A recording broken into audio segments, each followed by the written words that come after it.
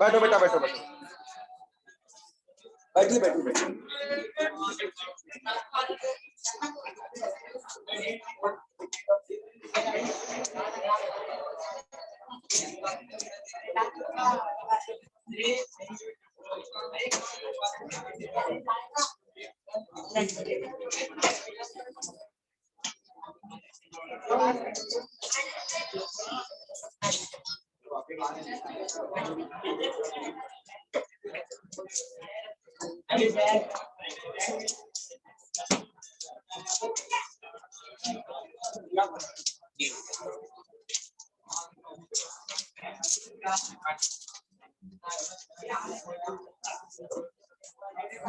चलो बेटा बात बंद करो। देखिए हमने मॉर्निंग में स्टार्ट किया था बेटा इलेक्ट्रॉन एफिनिटी, ना इलेक्ट्रॉन एफिनिटी या उसको इलेक्ट्रॉन गेन एंथैल्पी बोला करते हैं। दोनों में थोड़ा सा डिफरेंस था, उसको बहुत कायदे से हमने क्लियर किया था सुबह सुबह। इलेक्ट्रॉन एफिनिटी क्या होती है? किसी भी आइसोलेटेड न्यूट्रल गैसियस एटम के वैलेंस शेल में अगर हम एक इलेक्ट्रॉन ऐड करते हैं तो एटम एनर्जी को रिलीज करता है, उसे बोलते थे इलेक्ट्रॉन एफिनिटी, बराबर। और हमने बताया था कि फर्स्ट इलेक्ट्रॉन एफिनिटी जनरली क्या होती है? पॉजिटिव। और बाकी जो सक्सेसिव इलेक्ट्रॉन एफिनिटीज होती है, मतलब E(A2) नेगेटिव। बस एक बात बताया था कि सारी इलेक्ट्रॉन एफिनिटीज को जोड़ोगे तो हमेशा क्या आएगा? नेगेटिव। बताया था ना, E(A1) + E(A2) क्या होगा? Less than 0। और इलेक्ट्रॉन गेन एंथैल्पी हमने क्या बताया था कि जो भी साइन आपका इलेक्ट्रॉन एफिनिटी तो पॉजिटिव है, जैसे पहली इलेक्ट्रॉन एफिनिटी आई थी प्लस, तो अगर पूछा था इलेक्ट्रॉन गेन एंथैल्पी क्या होगी तो होगा -8 इलेक्ट्रॉन वोल्ट। यानी इलेक्ट्रॉन एफिनिटी और इलेक्ट्रॉन गेन एंथैल्पी की न्यूमेरिकल वैल्यू बिल्कुल सेम होती है, बस साइन चेंज होता है। ठीक है, तो यहाँ पे एक दो बातें हमने बताया था बेटा, मान लीजिए थोड़ा सा रिवीजन देता हूँ, कनेक्ट कर पाओ आप चीजों को। जैसे O+ इलेक्ट्रॉन, ये कोई गैसियस एटम गेन किया, तो यहाँ पे इसको बोलेंगे फर्स्ट इलेक्ट्रॉन एफिनिटी। अब इसी O- में अगर हमने अगला इलेक्ट्रॉन डाला तो O-2 बनेगा, इसे क्या बोलेंगे? Second electron affinity. मैंने बोला था फर्स्ट इलेक्ट्रॉन एफिनिटी, लेकिन उसके बाद की इलेक्ट्रॉन एफिनिटी ऑलवेज क्या होती है? नेगेटिव।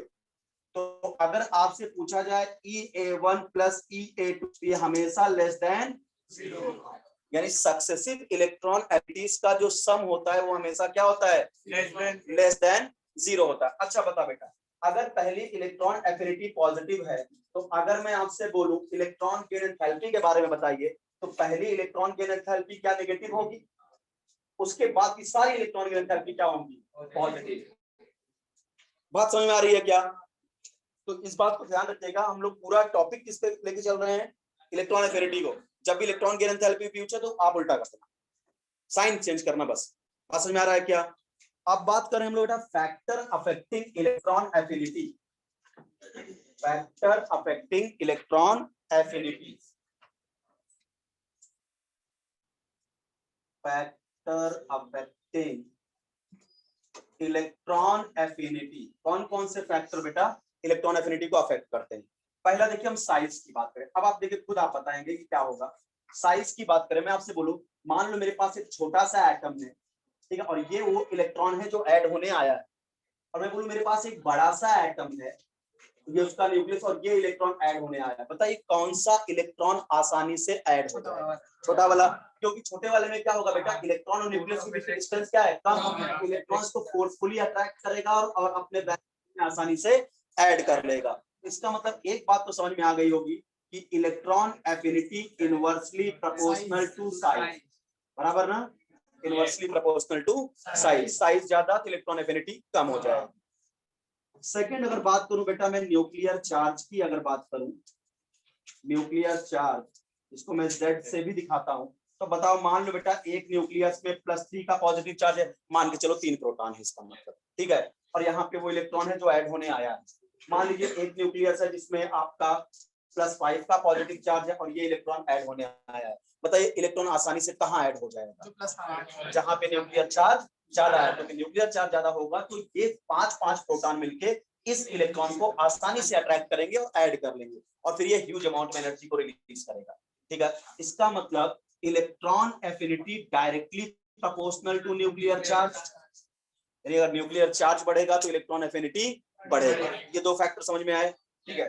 तीसरा फैक्टर जो है वो है इलेक्ट्रॉनिक कॉन्फ़िगरेशन। अब जरा इसको जरा आयोनाइजेशन एनर्जी जरा कंपेयर करवाते हैं।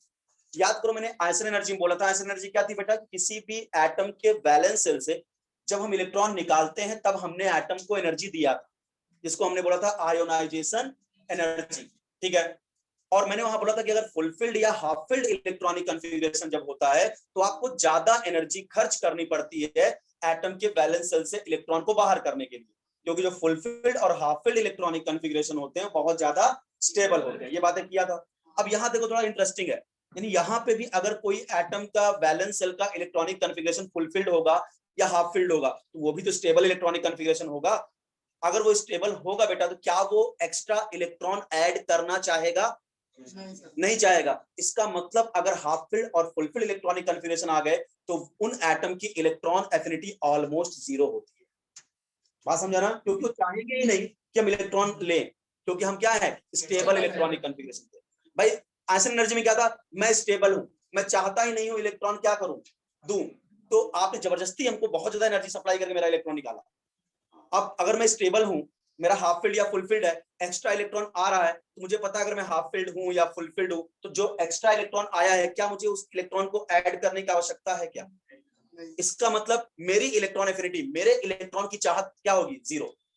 मुझे इलेक्ट्रॉन की चाहत ही नहीं है, क्योंकि मेरा वैलेंस शेल कैसा है, हाफ फील्ड या फुल फील्ड। बात बिल्कुल समझ पा रहे हो क्या? ठीक है। तो इसका मतलब अगर स्टेबल इलेक्ट्रॉनिक कॉन्फ़िगरेशन आ गया, और स्टेबल इलेक्ट्रॉनिक कॉन्फ़िगरेशन का मतलब वैलेंस शेल का इलेक्ट्रॉनिक कॉन्फ़िगरेशन या तो हाफ फील्ड हो या तो फुल फील्ड हो, ठीक है। हाफ फील्ड बोले जैसे S1, P3, D5, F7, ठीक है। फुल फील्ड बोले तो S2, P6, E10, F40। तो इन सब का जो इलेक्ट्रॉन एफिनिटीज होंगी वो टेंड्स टू जीरो, ठीक है, बहुत ही कम होंगी, क्योंकि इलेक्ट्रॉन ऐड करना चाहेंगे ही नहीं। बात समझ में आ रहा है क्या? तो जो भी इलेक्ट्रॉनिक कॉन्फ़िगरेशन स्टेबल होंगे उनकी इलेक्ट्रॉन एफिनिटीज क्या होगी? जीरो। इसलिए इनर्ट गैस की इलेक्ट्रॉन एफिनिटी बेटा जीरो होती है, क्योंकि उनका ऑक्टेट कंप्लीट होता है, वो चाहते नहीं कि इलेक्ट्रॉन ऐड हो मेरे बैलेंस से, ठीक है। चलिए, तो ये हो गया आपका क्या, फैक्टर्स अफेक्टिंग इलेक्ट्रॉन एफिनिटी। चलिए अब बात करते हैं बेटा लेफ्ट टू राइट चलने पर पीरियोडिक टेबल में और टॉप टू बॉटम चलने पर ट्रेंड क्या होता है। तो चलिए पहले नॉर्मल ट्रेंड समझते हैं, फिर एक्सेप्शन डील करेंगे। चलिए, ट्रेंड्स इन पीरियोडिक टेबल। तो पहले आप लिखोगे इन पीरियड, यानी लेफ्ट टू राइट की बात करना है। जब आप, अब बात बताओ बेटा, अगर मैं लेफ्ट टू राइट चलता हूं तो साइज डिक्रीज होता है। भाई लेफ्ट टू राइट चलने पर साइज डिक्रीज, यानी ऐसा मैं आपके लिए बना देता हूं कि धीरे धीरे क्या हो रहा है, एटम का साइज डिक्रीज होता है, ठीक है, छोटा होता जा रहा है। लेफ्ट टू राइट चल रहे हो तो एटम का साइज क्या हो रहा है, डिक्रीज होता जा रहा है। अब आपको यहाँ पे देखिए जो इलेक्ट्रॉन ऐड होना है, दिस इज एक्स्ट्रा इलेक्ट्रॉन जो आपको वैलेंस शेल में ऐड करना है। खुद ही देख के आपको समझ में आ जाएगा क्या होगा, ठीक है। तो आप बताइए जब हम लेफ्ट टू राइट चले तो एटम का साइज डिक्रीज हुआ, साइज डिक्रीज होने की वजह से न्यूक्लियस और वो इलेक्ट्रॉन जिसको आपको ऐड करना है उसके बीच की डिस्टेंस भी डिक्रीज हुई, तो न्यूक्लियस और इलेक्ट्रॉन के बीच में अट्रैक्शन ज्यादा हो जाएगा, आसानी से इलेक्ट्रॉन ऐड हो जाएगा। और अगर कहीं इलेक्ट्रॉन आसानी से ऐड हो रहा है तो एटम किसी का इजहार ज्यादा एनर्जी रिलीज करके करेगा। बात समझा क्या? तो ज्यादा एनर्जी रिलीज करेगा, नहीं इलेक्ट्रॉन एफिनिटी ज्यादा मतलब इलेक्ट्रॉन आसानी से ऐड हुआ। इलेक्ट्रॉन एफिनिटी किसी कम है, इसका मतलब वो इलेक्ट्रॉन लेना पसंद नहीं कर रहा है। इसका मतलब अगर मैं लेफ्ट टू राइट चला जाऊंगा, देखो आपको बोर्ड में कैसे लिखोगे, इसमें मैं इतना एक्सप्लेन नहीं किया हूं, यहाँ डायरेक्ट लिख दिया हूं, बट अगर आप जब एग्जाम दोगे कि describe the trend of electron affinity in period and grow, ठीक है, तो आपको वहां पे एक्सप्लेन करना पड़ेगा, डायरेक्ट नहीं लिख सकते तुम कि अगर मान लो 3 मार्क्स का क्वेश्चन है और आपने केवल इतना लिख दिया कि on moving left to right in periodic table electron affinity increases, तो ये 1 मार्क्स के क्वेश्चन के लिए सही है। लेकिन अगर 3 मार्क्स का क्वेश्चन आ रहा है तो आपको एक्सप्लेनेशन चाहिए, तो आप क्या बोलना उनको कि when we move left to right in periodic table size decreases, due to decreasing size the distance between nucleus and extra electron also decreases, hence the force of attraction between nucleus and extra electron increases, ठीक है। so electron would be easier, जो क्या होगा addition of electron on the valence shell would be easy, ठीक है, hence electron affinity will be more। लिख लोगे अपने इसमें, या फिर डायरेक्ट अगर साइज का नहीं है तो न्यूक्लियर चार्ज बता दो, मैंने बताया था ना, लेफ्ट टू राइट चलने पर न्यूक्लियर चार्ज बढ़ता है, तो अगर न्यूक्लियर चार्ज बढ़ेगा बेटा तो इलेक्ट्रॉन एफिनिटी बढ़ेगी, सीधा ना। न्यूक्लियर चार्ज ज्यादा तो न्यूक्लियस में अगर प्रोटॉन ज्यादा तो इलेक्ट्रॉन को खींचने की ताकत भी ज्यादा ना, तो लेफ्ट टू राइट चलने बेटा न्यूक्लियर चार्ज बढ़ता है, इलेक्ट्रॉन एफिनिटी भी क्या होगी, बढ़ेगी, जैसा मन करे वैसा लिख दो, ठीक है। इसका मतलब क्या होगा बेटा कि on moving left to right in periodic table, ठीक है, nuclear charge increases, hence electron affinity increases, ठीक है। अगर बेटा मैं टॉप टू बॉटम की बात करूं, टॉप टू बॉटम की बात करूं, यानी डाउन द ग्रुप की बात कर रहा हूं, जैसे lithium, sodium, potassium, rubidium, caesium, आप पता है टॉप टू बॉटम चलने पर एटम का साइज बढ़ने लगता है, क्योंकि प्रिंसिपल क्वांटम नंबर बढ़ता है। तो अगर एटम का साइज बढ़ेगा तो जो इलेक्ट्रॉन तुम ऐड करने ला रहे हो और न्यूक्लियस के बीच की डिस्टेंस बढ़ जाएगी, फोर्स ऑफ अट्रैक्शन इस इलेक्ट्रॉन पे क्या हो जाएगा, कम हो जाएगा, तो ये आसानी से ऐड नहीं होगा, ये लेस अमाउंट में एनर्जी रिलीज करेगा, तो इसकी इलेक्ट्रॉन एफिनिटी कम होगी। समझ में आ रहा है क्या? तो टॉप टू बटन चलने पर इलेक्ट्रॉन एफिनिटी डिक्रीज होती है बेटा, क्योंकि साइज क्या होता है, इंक्रीज, इलेक्ट्रॉन एफिनिटी क्या होती है, डिक्रीज। देखो अगर सब कुछ भूल जाना ना, एक बात मत भूलना, जो तीनों प्रॉपर्टी मैं पढ़ाऊंगा, एक हमने सुबह खत्म किया क्या, आयोनाइजेशन एनर्जी, बराबर, यानी आयोनाइजेशन एनर्जी। अभी हम पढ़ा रहे इलेक्ट्रॉन एफिनिटी, इसके बाद पढ़ाएंगे इलेक्ट्रोनेगेटिविटी, ये तीनों के तीनों इनवर्सली प्रोपोर्शनल टू साइज होते हैं, ठीक है, तीनों के तीनों क्या होते हैं, इनवर्सली प्रोपोर्शनल टू साइज। जब कुछ ना समझ में आए यही सोचना स्टार्ट करो, शायद आंसर तक पहुंच जाओ। बात समझ में आ रहा है क्या? तो बताओ ट्रेंड, बेसिक ट्रेंड आपको समझ में आ गया कि लेफ्ट टू राइट चलने पर इलेक्ट्रॉन एफिनिटी बढ़ती है, टॉप टू बॉटम चलने पर घटती है, ठीक है। चलिए अब इनके सारे क्वेश्चंस करते हैं, सारे एक्सेप्शन कवर करते हैं।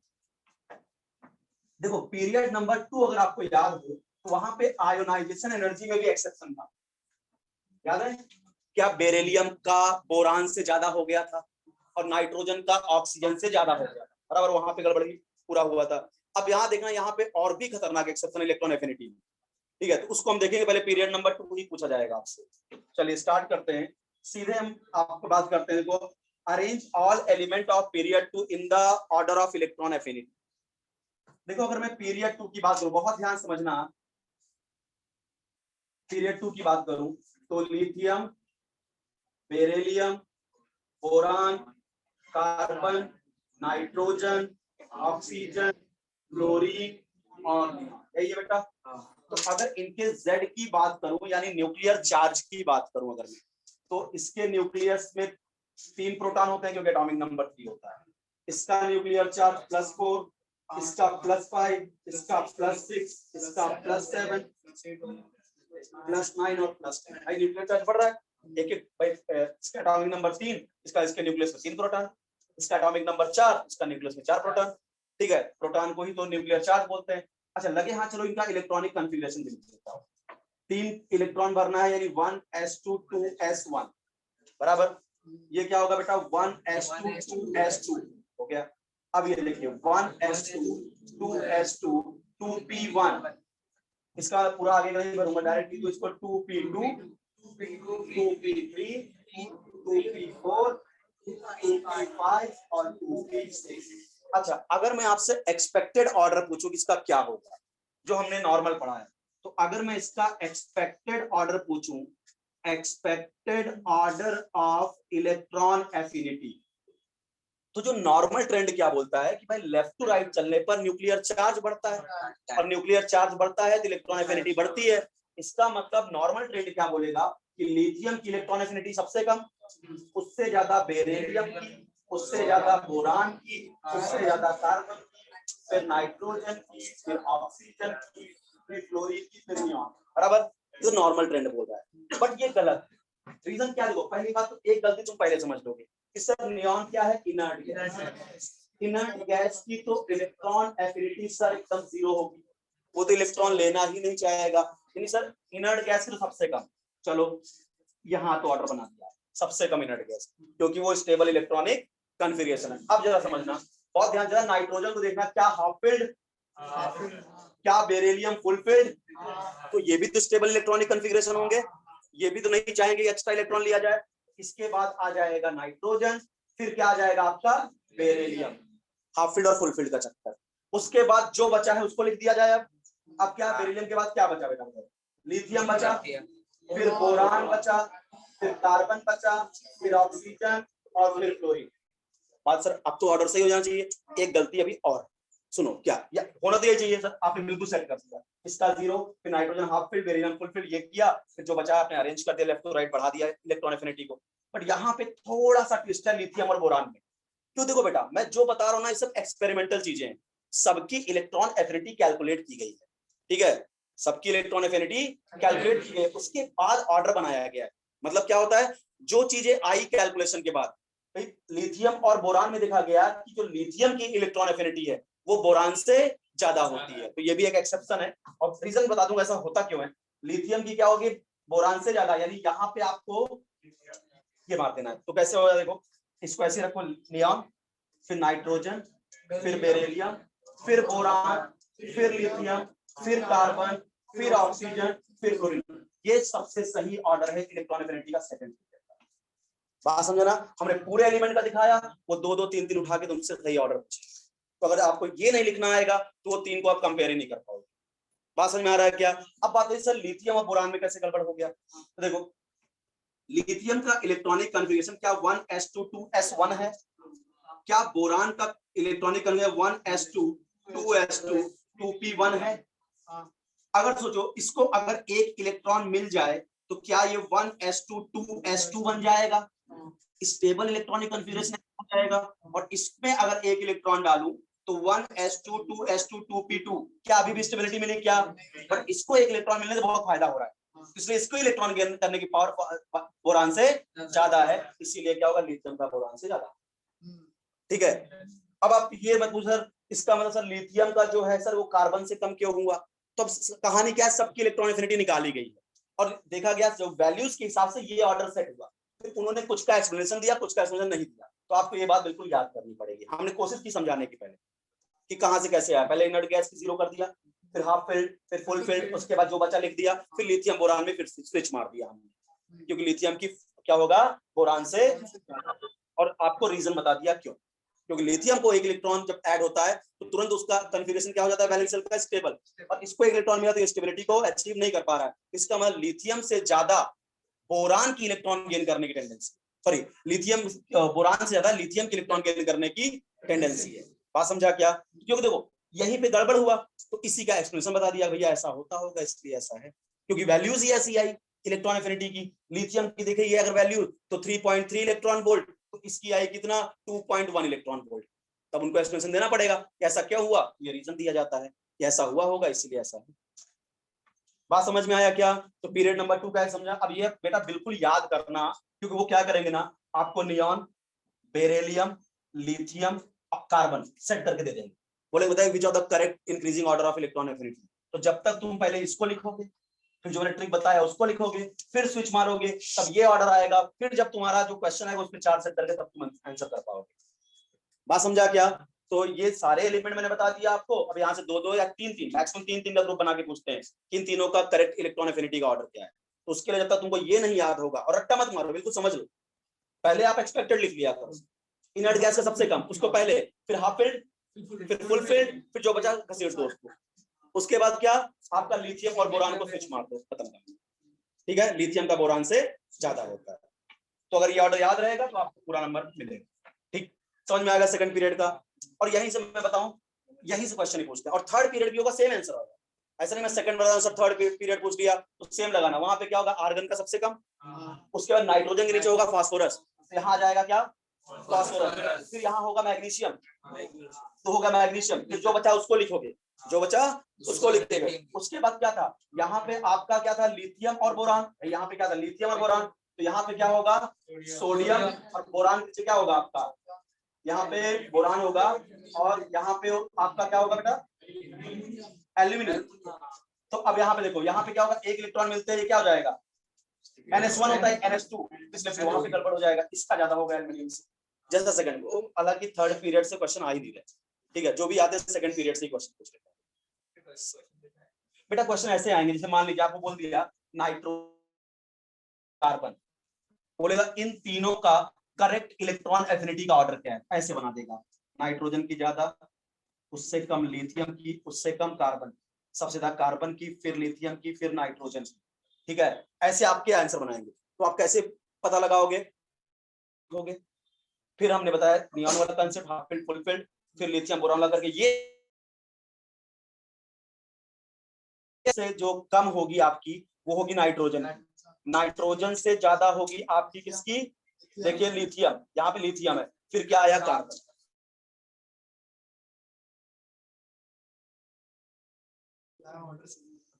मैं गलत क्यों पढ़ाऊंगा?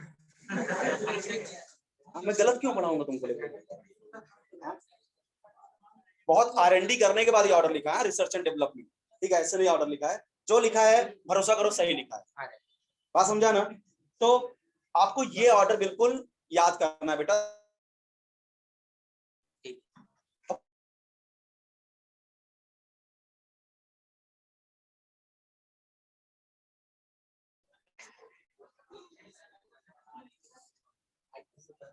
चलो अगला देखो बेटा, जैसे देखो क्वेश्चन ऐसे पूछता है, जेईई मेंस के 2 क्वेश्चन लेके आया था, देखो बोला which is more stable, which is more stable, JEE mains का क्वेश्चन आया मुझे, बोला Li माइनस ज्यादा स्टेबल है या B माइनस ज्यादा स्टेबल है, ये आपसे पूछा। तो एक बात बताओ बेटा, अगर मैं Li का इलेक्ट्रॉनिक कॉन्फ़िगरेशन लिखूं तो क्या 1s2 2s1, और अगर मैं बोरान का लिखूं तो 1s2 2s2 2p1। बट आपको लिथियम और बोरान तो पूछा नहीं है, आपसे क्या पूछा? Li माइनस ज्यादा स्टेबल है या B माइनस। तो अगर मैं Li माइनस का इलेक्ट्रॉनिक कॉन्फ़िगरेशन लिखूं, एक इलेक्ट्रॉन और आ गया, तो क्या होगा? 1s2 2s2। अगर मैं B माइनस का लिखूं तो क्या होगा? 1s2 2s2 2p2। आप बताइए क्या ये फुलफिल्ड इलेक्ट्रॉनिक बैलेंस का होगा क्या? ये स्टेबल हो गया या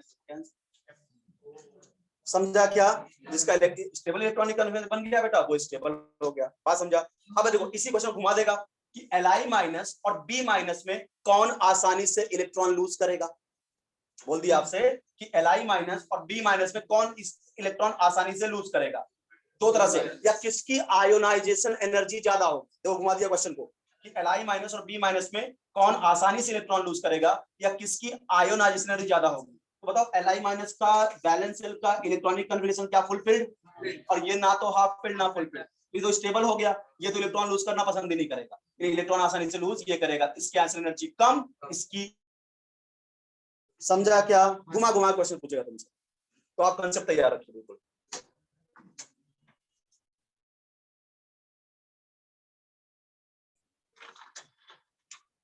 अब जरा हम देख लेते हैं बेटा क्या टॉप टू बॉटम वाले सारे एक्सेप्शन कवर करना। चले सबसे पहला एक्सेप्शन जो सब पढ़ाते हैं यहाँ पे ग्रुप 7,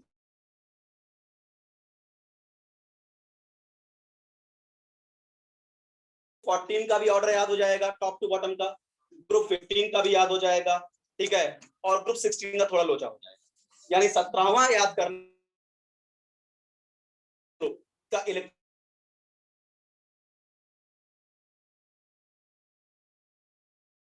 नाइट्रोजन का। बट ऑक्सीजन फैमिली में एकदम इंटरेस्टिंग है, जो ऑर्डर आएगा ऑक्सीजन का सब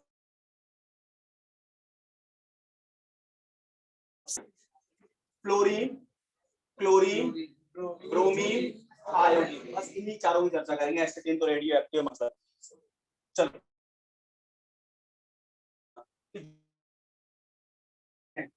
जब हम टॉप टू बॉटम चलते हैं तो साइज इंक्रीज होता है और इलेक्ट्रॉन एफिनिटी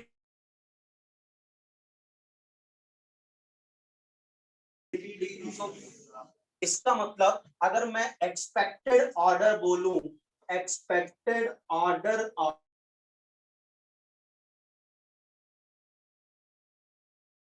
होनी चाहिए, उसके बाद फिर ब्रोमीन, फिर आयोडीन, ये एक्सपेक्टेड ऑर्डर होना चाहिए। बट रियल ऑर्डर क्या होता है बेटा? क्लोरीन की इलेक्ट्रॉन एफिनिटी फ्लोरीन से ज्यादा होगी, ठीक है, क्लोरीन की इलेक्ट्रॉन एफिनिटी फ्लोरीन से ज्यादा होगी, बाकी ऑर्डर तो वैसे ही रहेगा, ब्रोमीन और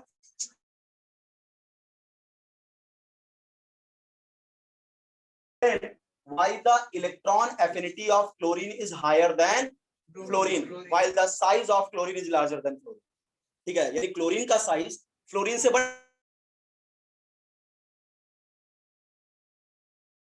भाई याद करो अभी तो हमने पढ़ा छोटा साइज होगा तो जो इलेक्ट्रॉन ऐड करने ला रहा हूं वो न्यूक्लियस के करीब होगा, आसानी से न्यूक्लियस को ऐड कर देगा।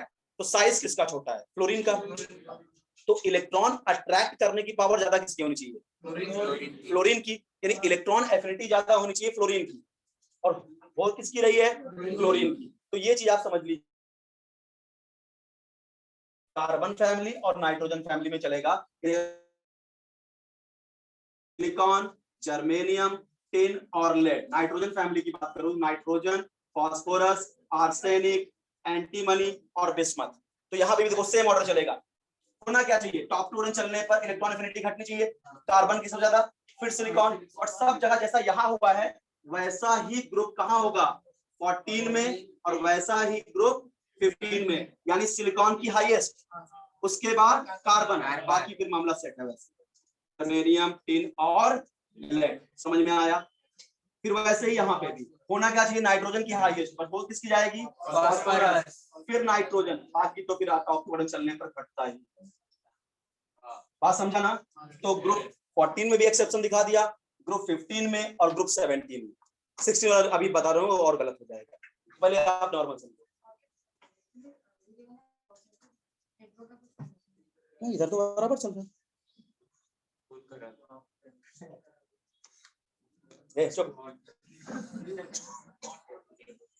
इधर बराबर चल रहा है। अभी क्या फिर से कनेक्ट करूंगा? एक बार डिस्कनेक्ट करके 2 मिनट, फिर से कनेक्ट करता हूँ। वाईफाई है, वाईफाई है। आज वाईफाई कुछ वीक है, सुबह से वीक है वाईफाई।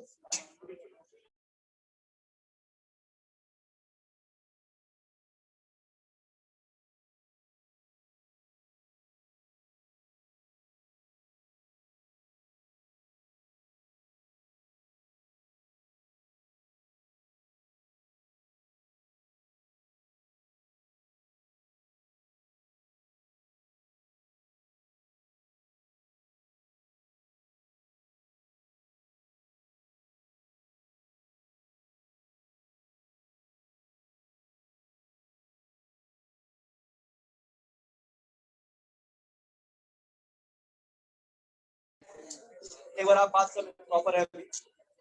अभी आवाज आ रही है क्या? अरे तुम लोग से नहीं पूछ रहा हूँ पागल, ऑनलाइन में जो बेटा, मेरी आवाज आ रही है क्या आपको? यस, ओके, ठीक ठीक ठीक ठीक। चलो देखो मैं क्या बता रहा हूँ, तो एक बार फिर से सुनो बेटा प्लीज। नॉर्मल ग्रुप 17 में क्या होना चाहिए कि टॉप टू बॉटम चलने पर साइज बढ़ने, बेटा एक्सप्लेन कर रहा हूँ ना, फिर से सुनो ना।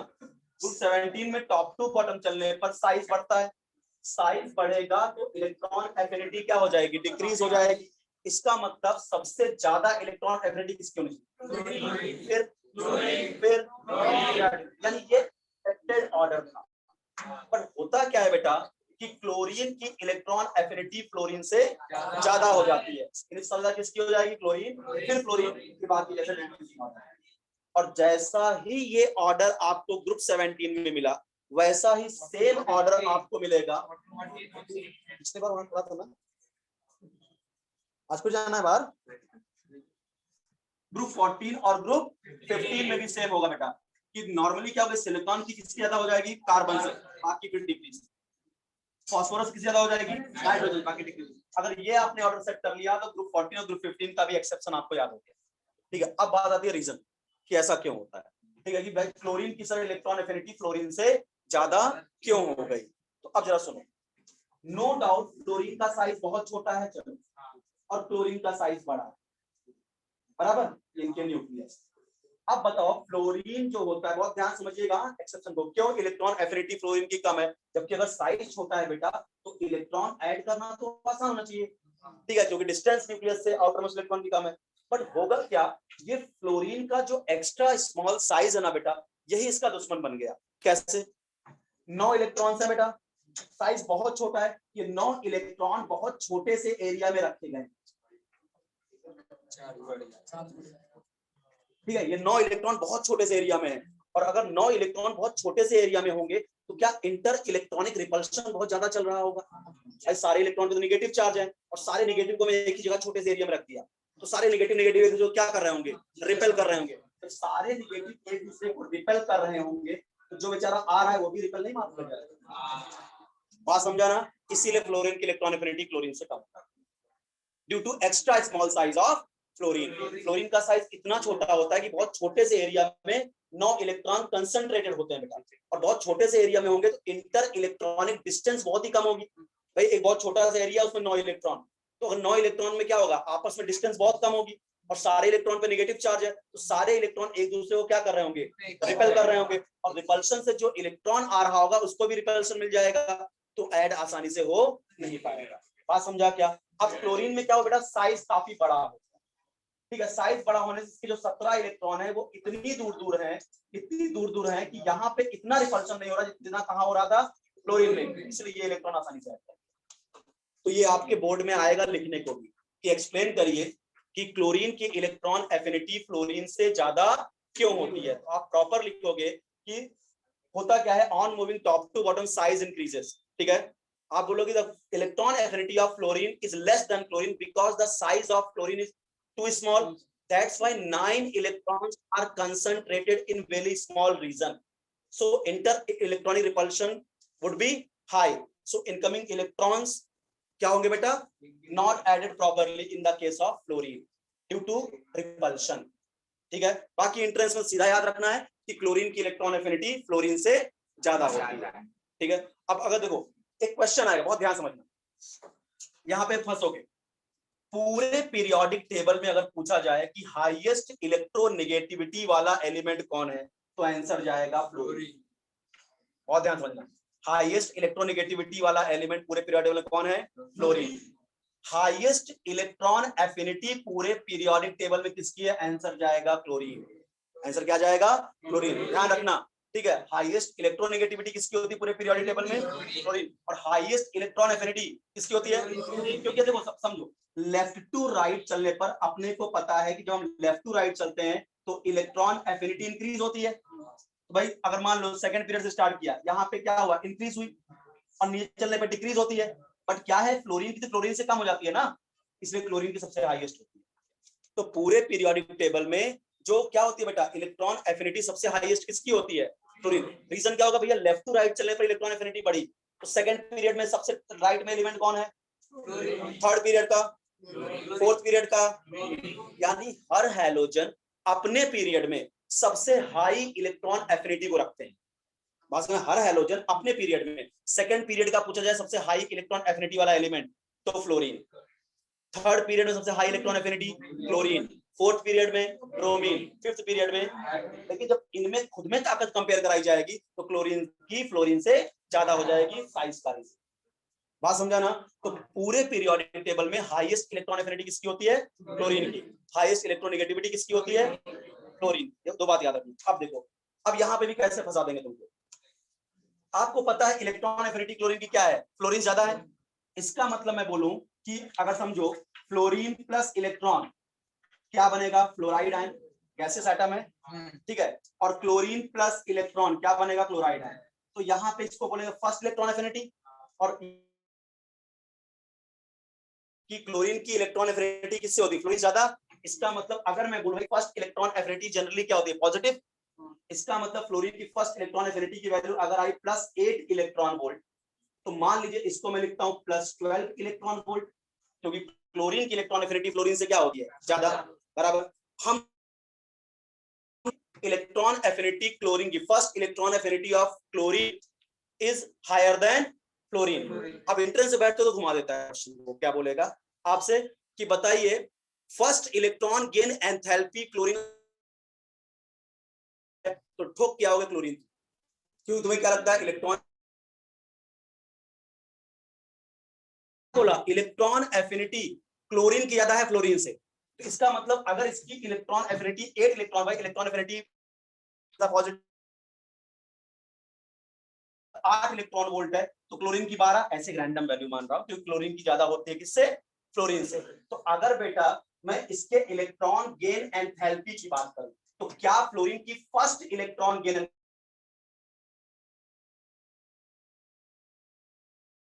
अब कौन बड़ा है, -8, तो first electron gain enthalpy fluorine की ज्यादा होती है क्लोरीन से।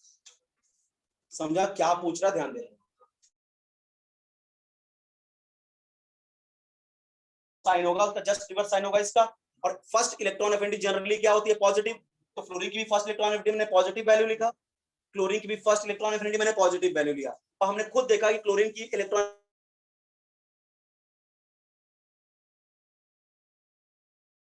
-8 बड़ा है या -12 बड़ा, -8। तो इलेक्ट्रॉन गेन एंथैल्पी फर्स्ट किसकी ज्यादा होती है, फ्लोरीन की। इस बात में फर्स्ट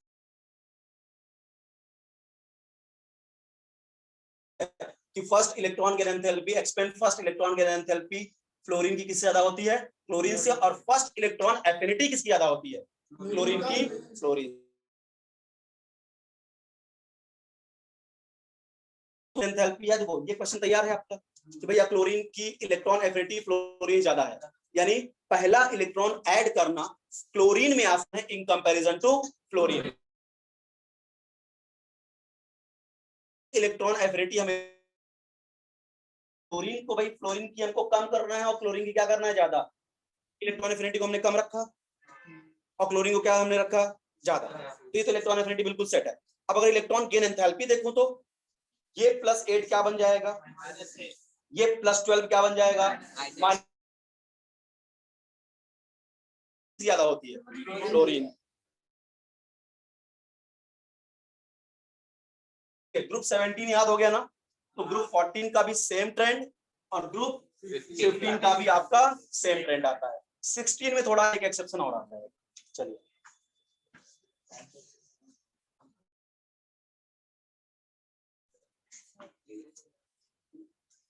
देखिए ग्रुप 16 में देखिए थोड़ा गड़बड़ हो जाएगा।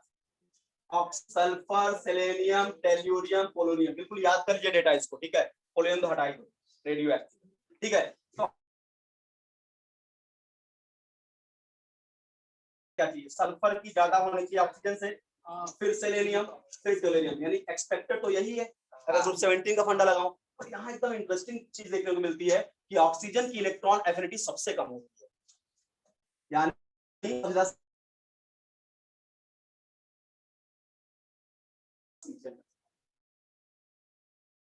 ऑर्बिटल ही नहीं इलेक्ट्रॉन को एक्सेप्ट कर सके ऑक्सीजन, और साइज भी बहुत छोटा है। मतलब तो ये ऑर्डर एफिनिटी का ऑर्डर समझ में आ रहा है क्या। इन एक्सेप्शन हमने क्या बताया, देखो ग्रुप 17 का अगर एक्सेप्शन याद हो गया आपको, ठीक है, ग्रुप 17 का एक्सेप्शन याद आएगा तो ग्रुप 14 याद हो गया, ग्रुप 15 बिल्कुल सेम टाइप का। ग्रुप 16 में क्या है, ऑक्सीजन की इलेक्ट्रॉन एफिनिटी सबसे कम होती है। ऑक्सीजन की इलेक्ट्रॉन एफिनिटी क्या होती है, सबसे कम। ये बिल्कुल ऑर्डर याद रखिएगा, काम चलेगा, ठीक है। आगे बढ़े अब, अगला देखिए, अब क्वेश्चन कुछ कर लेते हैं। अगर आपसे बोला arrange in the order of electron affinity, क्या बोला, arrange in the order of electron affinity. देखिए आपसे बोला ऑक्सीजन, सल्फर, क्लोरीन और आयोडीन, ठीक है। ये क्वेश्चन आपके लिए थोड़ा टफ हो, रीजन क्या, मैं एक ग्रुप से पूछूं तो आपके लिए आसान है, मैंने कंसेप्ट की मिक्सिंग कर दी, अलग अलग ग्रुप से उठा के बोला इलेक्ट्रॉन एफिनिटी कंपेयर कर, ठीक है। तो देखो क्या होगा, एकदम आसानी से खेलेंगे यहाँ। ऑक्सीजन, सल्फर क्या ग्रुप 16 से है, और क्लोरीन और आयोडीन क्या ग्रुप 17 से है। लिख लेता हूं आपके लिए, क्लोरीन, क्लोरीन, ब्रोमीन, आयोडीन, आपने को कंपेयर करना है क्लोरीन और आयोडीन। अब यहाँ बच्चे बहुत कंफ्यूज होते हैं इस ऑर्डर को बनना, ठीक है। क्यों, क्या होता है, नॉर्मल जो पढ़ के जाते हैं top to bottom, left to right, ठीक है, और बहुत होगा ये तैयार कर लेंगे। अब ऐसे क्वेश्चन को आपको डील करना बहुत ही मुश्किल हो जाएगा। मैं एकदम सिंपल सी ट्रिक बताऊंगा, क्वेश्चन तुरंत सॉल्व कर दोगे।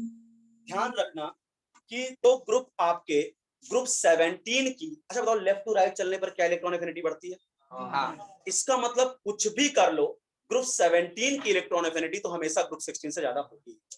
बस ये ट्रिक लगाओ, क्वेश्चन खत्म हो चुका है। यानी ग्रुप 3 की इलेक्ट्रॉन एफिनिटी हमेशा ग्रुप 16 से तो ज्यादा होगी। बेटा ये ग्रुप 17 है, तो इसकी इलेक्ट्रॉन एफिनिटी इससे ज्यादा ही होगी। अब हमको इनको दौड़ाना है, अभी हमने पढ़ा कि क्या क्लोरीन की ज्यादा होगी, फिर आयोडीन को लिख लिया। अब यहाँ आ जाओ, सल्फर, फिर ऑक्सीजन, हो गया ऑर्डर, समझा क्या, सेट हो गया ऑर्डर बिल्कुल। ध्यान रखना कि electron affinity of group 16 is always greater than any element of group 16, 15, 14, ठीक है। 17 की इलेक्ट्रॉन एफिनिटी हमेशा 16 15 वाले से हमेशा ज्यादा ही होगी, क्योंकि ऐसे मिक्सिंग वाले क्वेश्चन ही आपको देते हैं जहां पे आपका प्रॉपर वहां पे आप बना ना पाओ। तो दिमाग में सेट रखो यार, लेफ्ट टू राइट चलने पे इलेक्ट्रॉन एफिनिटी बढ़ती है, यानी हैलोजन की इलेक्ट्रॉन एफिनिटी तो ऑक्सीजन फैमिली वाले एलिमेंट से, नाइट्रोजन फैमिली वाले एलिमेंट से, कार्बन फैमिली वाले से सबसे ज्यादा होगी। तो पहले हमने देखा भैया ये दोनों ग्रुप 17 के हैं, पहले ये दोनों जीत गए इनसे, अब इनमें लड़ाई करवाया।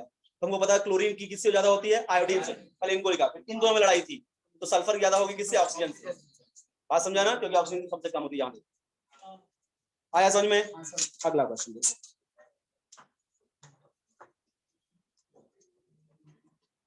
नेक्स्ट देखिए, आपसे बोला बेटा ऑक्सीजन, सल्फर, क्लोरीन और ब्रोमीन, ये पूछ लिया। Arrange these element in the decreasing order of their electron affinity. चलो पहले आप क्या ग्रुप 16 के भी कुछ एलिमेंट है मेरे सामने, ऑक्सीजन एंड सल्फर। फिर क्या ग्रुप 17 के भी हैं, क्लोरीन और ब्रोमीन। तो पहली बात तो ग्रुप 17 की इलेक्ट्रॉन एफिनिटी हमेशा ग्रुप 16 से ज्यादा ही होती है, यानी ये दोनों जीत गए। दोनों में समझो किसकी ज्यादा होगी, क्लोरीन, फिर ब्रोमीन, फिर सल्फर, फिर ऑक्सीजन।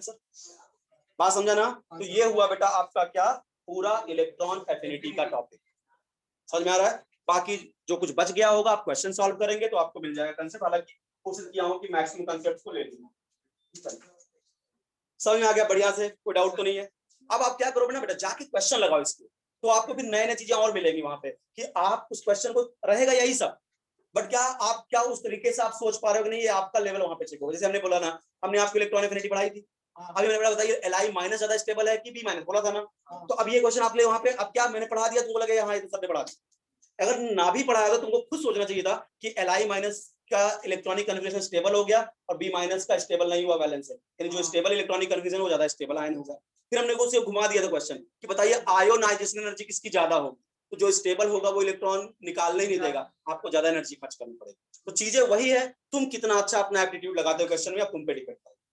समझ में आ गया? तो ये बेटा हमारी तीसरी पीरियोडिक प्रॉपर्टी खत्म हो गई, क्या, इलेक्ट्रॉन एफिनिटी। अब लास्ट पीरियोडिक प्रॉपर्टी है जो मेरे पास, वो है इलेक्ट्रोनिगेटिविटी। इलेक्ट्रोनिगेटिविटी सबने रेडॉक्स स्टार्ट किया ना? हाँ ठीक है, इसके बाद हम स्ट्रक्चर ऑफ एटम लेंगे। ठीक है, इलेक्ट्रोनिगेटिविटी देखो, आराम से देखो, जिससे टॉपिक ये खत्म हो जाए इलेक्ट्रोनिगेटिविटी का। देखो बेटा, इलेक्ट्रोनिगेटिविटी क्या होती है, it is a tendency of a bonded atom to attract shared electron pair towards itself. ध्यान समझना, इलेक्ट्रॉन एफिनिटी और इलेक्ट्रोनिगेटिविटी में अंतर है। Tendency of a bonded atom, tendency of a bonded atom, या बहुत अच्छा लिखो तो कोवैलेंट बॉन्डेड एटम, ठीक है, bonded atom to attract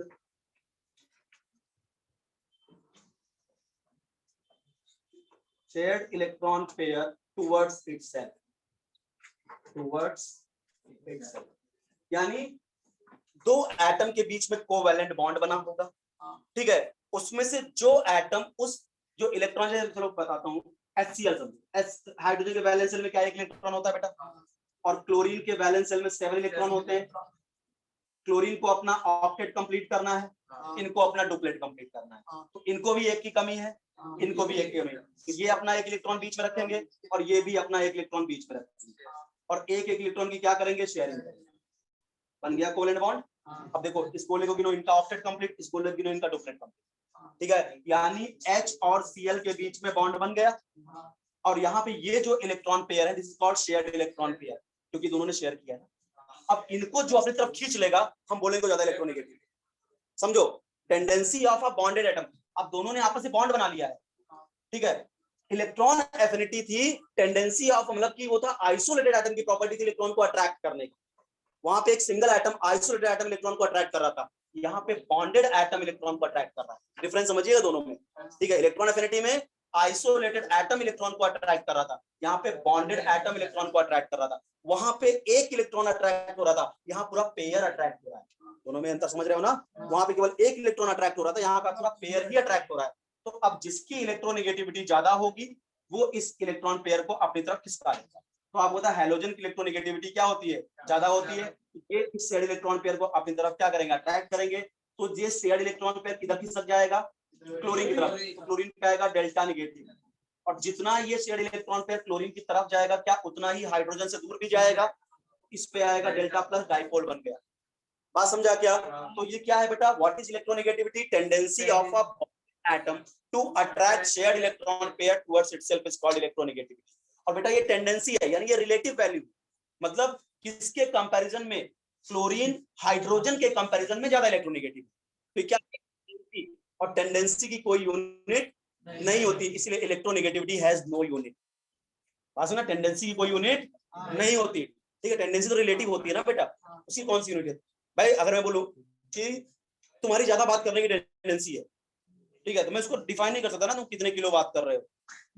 tendency क्या है? टेंडेंसी कोई यूनिट नहीं होती। इलेक्ट्रोनेगेटिविटी क्या है? टेंडेंसी है, और टेंडेंसी कोई यूनिट नहीं होती, इसलिए इलेक्ट्रोनेगेटिविटी की कोई यूनिट नहीं होती। बात समझा ना? जबकि याद करो इलेक्ट्रॉन एफिनिटी की यूनिट थी इलेक्ट्रॉन वोल्ट पर एटम, क्योंकि वो एनर्जी थी। आंसर एनर्जी की यूनिट थी इलेक्ट्रॉन वोल्ट पर एटम, क्योंकि वो एनर्जी थी। और ये क्या है? टेंडेंसी। बात समझा क्या? तो क्या है इलेक्ट्रोनेगेटिविटी? बॉन्डेड एटम की इलेक्ट्रॉन पेयर को, अपने शेयर्ड इलेक्ट्रॉन पेयर को अपनी तरफ अट्रैक्ट करने की टेंडेंसी क्या कहलाती है? इलेक्ट्रोनेगेटिविटी। तो अगर मैं आपसे अंतर पूछूं बेटा, कि बहुत ध्यान समझना, कि अगर मैं आपसे पूछूं इलेक्ट्रॉन एफिनिटी और इलेक्ट्रोनेगेटिविटी में डिफरेंस क्या है? भाई अट्रैक्ट तो दोनों जगह इलेक्ट्रॉन होते हैं, ठीक है। तो देखो इलेक्ट्रॉन एफिनिटी क्या होगा कि tendency of atom to accept electron, यहाँ पे क्या है? Tendency of atom to accept electron, बहुत बढ़िया समझाऊंगा, परेशान मत हो। एक्सेप्ट इलेक्ट्रॉन, यह tendency of atom to attract electron, ठीक है। Tendency of atom to attract electron. अब नो डाउट मुझे पता है कि सर यहाँ एक इलेक्ट्रॉन अट्रैक्ट होता है, यहाँ पेयर अट्रैक्ट है। सर ये आइसोलेटेड एटम की प्रॉपर्टी है, बॉन्डेड एटम की प्रॉपर्टी है। तो जरा समझो डिफरेंस क्या है इलेक्ट्रॉन एफिनिटी और इलेक्ट्रोनेगेटिविटी में। बेटा दोनों इलेक्ट्रॉन को अट्रैक्ट करने का ही है, पर मैंने क्या लिखा, बहुत शानदार बात लिखा, जिसको समझने में बच्चे कंफ्यूज होते हैं। मैं क्या बोला? Tendency of atom to accept electron, electron की एक्सेप्ट करने की टेंडेंसी को इलेक्ट्रॉन एफिनिटी बोलते हैं, और टेंडेंसी टू अट्रैक्ट इलेक्ट्रॉन क्या होता है? इलेक्ट्रोनेगेटिविटी। मतलब कुछ वही है रिलेशन इलेक्ट्रॉन एफिनिटी और इलेक्ट्रोनेगेटिविटी में जो शादी और अफेयर में। अब समझो, शादी में क्या करते हो? लड़की को अपने घर लाते हो, अपने घर में रखते हो, यानी इसने इलेक्ट्रॉन को अपने घर में जगह दी, ये एक्सेप्ट इलेक्ट्रॉन। यहाँ अफेयर चल रहा है बस इलेक्ट्रॉन के साथ, बस में इसको क्या बोलेंगे? इलेक्ट्रोनेगेटिविटी। बराबर समझ में आ गया? ठीक है। तो यहाँ पे क्या है? जिससे प्यार करते हो उसको अपने घर में लाना भी है, ठीक है। तो इलेक्ट्रॉन करा नहीं, ठीक है, समझो। इलेक्ट्रॉन एफिनिटी क्या होती है बेटा? इलेक्ट्रॉन एफिनिटी का मतलब शादी मनाना, इलेक्ट्रोनेगेटिविटी मतलब अफेयर करना, ठीक है। आपका अट्रैक्शन चल रहा है, बट बंदी को तुम अपने घर नहीं ले जा सकते, बराबर है क्या? ठीक है।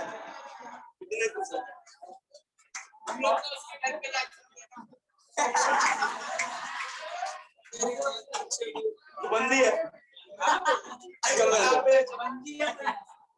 समझ बेटा, समझा क्या? एक्सेप्ट करना और अट्रैक्ट करने में अंतर समझ में आया कि नहीं? यहाँ एटम को, इलेक्ट्रॉन को अपने वैलेंस सेल में जगह देनी होगी, बेडरूम रेडी करना है, समझा क्या?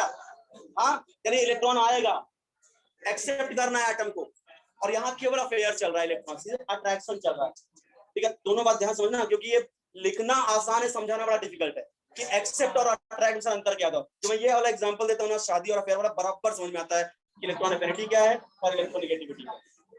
समझ में आ गया क्या? यहाँ पे क्या है? Tendency of atom to accept electron, यहाँ एटम ने शादी मनाई इलेक्ट्रॉन के साथ, अपने घर में जगह दी, यहाँ केवल अफेयर चल रहा है इलेक्ट्रॉन के साथ, अट्रैक्शन। समझ में आ रहा? वैसे महीना ही तुम लोग का अच्छा चल रहा है प्यार वाला। चलो अगला देखो, इलेक्ट्रॉन एफिनिटी जो है बेटा, वो एक आइसोलेटेड एटम की प्रॉपर्टी है, और ये एक बॉन्डेड एटम की प्रॉपर्टी है, ये एक बॉन्डेड एटम की प्रॉपर्टी है। इलेक्ट्रॉन एफिनिटी एक तरह की एनर्जी है, इसलिए इसकी यूनिट होती है, जैसे इलेक्ट्रॉन वोल्ट पर एटम, किलो जूल पर मोल, मैंने बताया है ना। और टेंडेंसी है, जो कोई रिलेटिव वैल्यूज होती है तो ये यूनिटलेस होती है। ये क्या होती है? यूनिटलेस। पता है आपको डिफरेंस समझ में आ गया कि नहीं? अब आते हैं फैक्टर अफेक्टिंग इलेक्ट्रोनेगेटिविटी।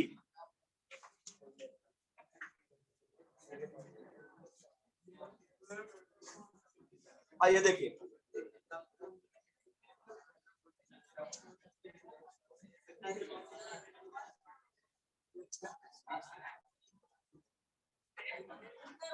बेटा शोर मत मत, जल्दी टॉपिक खत्म हो जाएगा। ये समझो इलेक्ट्रोनेगेटिविटी आज खत्म, ठीक है। फैक्टर अफेक्टिंग इलेक्ट्रोनेगेटिविटी, देखो फिर मैं डायग्राम बनाऊंगा, आप खुद ही आंसर दोगे। सबसे पहला साइज, बेटा एक छोटा सा एटम है, ये उसका न्यूक्लियस, एक बड़ा सा एटम है, ये इसका न्यूक्लियस, ये रहा वो इलेक्ट्रॉन पेयर जिसको न्यूक्लियस को अट्रैक्ट करना है। बताइए न्यूक्लियस कौन से इलेक्ट्रॉन पेयर को आसानी से अट्रैक्ट करेगा, जहां उसका साइज छोटा हो, बराबर ना। इसका मतलब जो आपका इलेक्ट्रोनेगेटिविटी है वो इनवर्सली प्रोपोर्शनल टू साइज, बराबर ना। सेकंड पॉइंट, न्यूक्लियर चार्ज, बहुत ध्यान समझिए बेटा। मैं बोलूं एक एटम है जिसके न्यूक्लियस पे +3 का पॉजिटिव चार्ज है, तो ये रहा वो शेयर्ड इलेक्ट्रॉन पेयर जिसको इस न्यूक्लियस को अट्रैक्ट करता है। और एक न्यूक्लियस जिसके न्यूक्लियस में मान लीजिए +4 +5 का पॉजिटिव चार्ज है, और ये शेयर्ड इलेक्ट्रॉन पेयर अट्रैक्ट करना है। पता है कहां इलेक्ट्रॉन पेयर आसानी से अट्रैक्ट होता है, ज्यादा न्यूक्लियस। इसका मतलब electronegativity directly proportional to nuclear charge. कुछ भी नहीं रटा रहा हूं, सब कुछ समझा रहा हूं आपको कैसे होगा। तीसरा फैक्टर देखो बेटा, यहाँ इलेक्ट्रॉनिक कॉन्फ़िगरेशन का फैक्टर दिया है। तीसरा फैक्टर है चार्ज ऑन कैटायन। अब आप खुद बताना, चार्ज ऑन कैटायन, मैं आपसे बोलूं बेटा कि आपके पास एक Fe+2 का एटम है, आयन है, एक Fe+3 का, तो बताओ इलेक्ट्रोनेगेटिविटी किसकी ज्यादा? +3 की। जिसपे पॉजिटिव ज्यादा होगा उसी को तो नेगेटिव की भूख होगी ना, बराबर है कि नहीं भाई। जिसके ऊपर पॉजिटिव चार्ज ज्यादा है वही तो इलेक्ट्रॉन को ज्यादा अट्रैक्ट करेगा ना भाई। इलेक्ट्रॉन अट्रैक्ट करने की पावर क्या है? इलेक्ट्रोनेगेटिविटी। इसके ऊपर +2, ये +3 का मतलब यहाँ ज्यादा पॉजिटिव है, इलेक्ट्रॉन को ज्यादा अट्रैक्ट ये करेगा ना। कुछ ऐसा होगा, जैसे मैं आपसे बोलूं, मान लीजिए मेरे पास है Mn+2, Mn+4, Mn+7, मैं बोलूं इलेक्ट्रोनेगेटिविटी का ऑर्डर बताओ, ये होगा। जैसे जैसे कैटायन पे पॉजिटिव चार्ज बढ़ता जाएगा, इलेक्ट्रॉन को अट्रैक्ट करने की पावर बढ़ती जाएगी। समझ में आ गया चार्ज ऑन कैटायन। अगला जो हो गया बेटा चार्ज ऑन एनायन। जैसे मैं आपसे बोलूं कि मेरे पास N- है, N-2 है, N-3 है, किसकी इलेक्ट्रोनेगेटिविटी ज्यादा होगी? जस्ट रिवर्स ऑर्डर होगा। तो जितना ज्यादा नेगेटिव चार्ज होगा यानी उसको, उसमें अब इलेक्ट्रॉन आएगा उतना इलेक्ट्रॉन को रिपेल कर देगा। बात समझा कि नहीं? तो जितना कम नेगेटिव चार्ज होगा इलेक्ट्रोनेगेटिविटी उतनी ज्यादा होगी। चलिए जैसे मैं आपसे क्वेश्चन पूछ लूं कि O- और O-2 में बताओ किसकी इलेक्ट्रोनेगेटिविटी ज्यादा है? यानी जो इलेक्ट्रोनेगेटिविटी जो होगा, नेगेटिव चार्ज बढ़ेगा तो इलेक्ट्रोनेगेटिविटी कम होगा, ठीक है। और अगला फैक्टर है बेटा हाइब्रिडाइजेशन।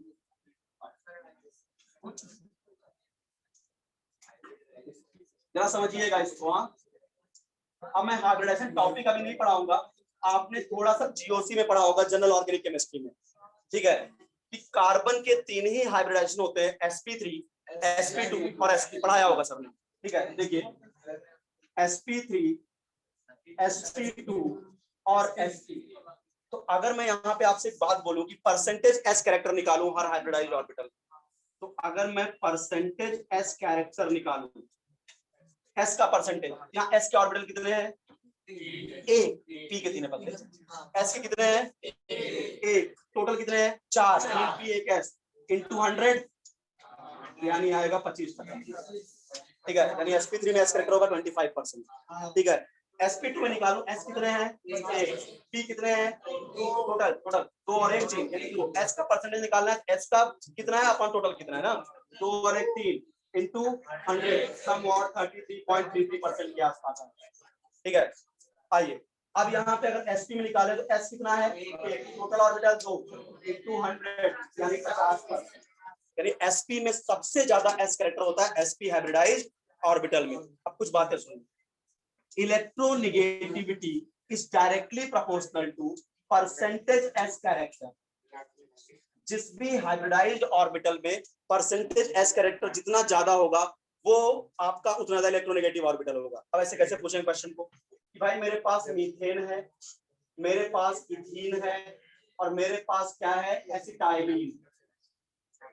देखो तीनों जगह कार्बन है, बोलेगा इनको अरेंज करिए इनकी बढ़ती हुई इलेक्ट्रोनेगेटिविटी के ऑर्डर।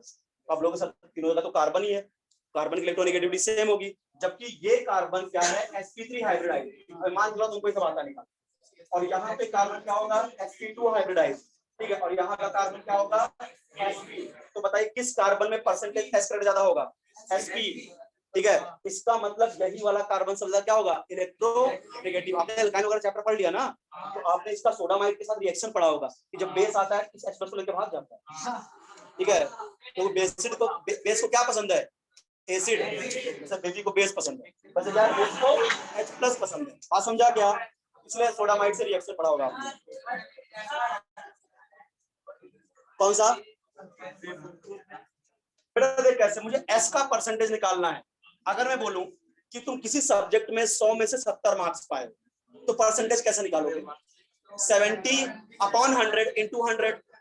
तो देखो टोटल पेपर 3 और 1 4 नंबर का था, 3 P और 1 S, टोटल पेपर 4 नंबर का था। S को 1 नंबर मिला है क्योंकि केवल 1 है, 1/4 into 100, ठीक है। टोटल पेपर 3 नंबर का ही था, S को 1 नंबर मिला 1/3 into 100, टोटल पेपर ही 2 नंबर का था, S को 1 नंबर है 1/2। समझा क्या, इस तरह से हम निकालते हैं परसेंटेज S कैरेक्टर। ध्यान रखना बेटा 2-3 बातें, electronegativity directly proportional to percentage S character, जिसपे हाइब्रिडाइज्ड ऑर्बिटल में परसेंटेज S कैरेक्टर जितना ज्यादा होगा वो ऑर्बिटल वो उतना ज्यादा एसिडिक होगा। इसीलिए क्या होता है बेटा, ये जो एल्काइन का जो हाइड्रोजन है, जब ये सोडियम मेटल के साथ रिएक्शन करता है तो हाइड्रोजन गैस रिलीज करता है, क्योंकि एसिड की प्रॉपर्टी होती है एक्टिव मेटल के साथ हाइड्रोजन गैस देता है। तो ये एक्टिव मेटल के साथ हाइड्रोजन गैस क्या करता है बेटा, हाइड्रोजन गैस देता है। साथ में क्या बेस के साथ भी कौन रिएक्शन करेगा, एसिटाइलिन, क्योंकि यहाँ पे ये जो हाइड्रोजन होगा वो एसिडिक हाइड्रोजन होगा। बहुत ध्यान समझिए, क्योंकि ये कार्बन क्या है sp हाइब्रिड, इसकी इलेक्ट्रोनेगेटिविटी क्या होगी ज्यादा, ये शेयर्ड इलेक्ट्रॉन पेयर को अपनी तरफ खींच लेंगे। जब इलेक्ट्रॉन इधर आएगा इधर क्या आएगा डेल्टा माइनस, इस पे क्या आएगा डेल्टा प्लस, जो H+ देते हैं वो एसिड कहलाते हैं, इसलिए H+ दे सकता है, इसलिए समझा कि H+ को रिलीज कर सकता है एसिड कहलाता है, ठीक है। तो हाइब्रिडाइजेशन पे भी इलेक्ट्रोनेगेटिविटी डिपेंड करती है, ध्यान रखिए। बाकी जो बचा हुआ है सब केमिकल बॉन्डिंग में। क्या डाउट है, बोलो बोलो बोलो। आपको कैसे मालूम पड़ा CH4 का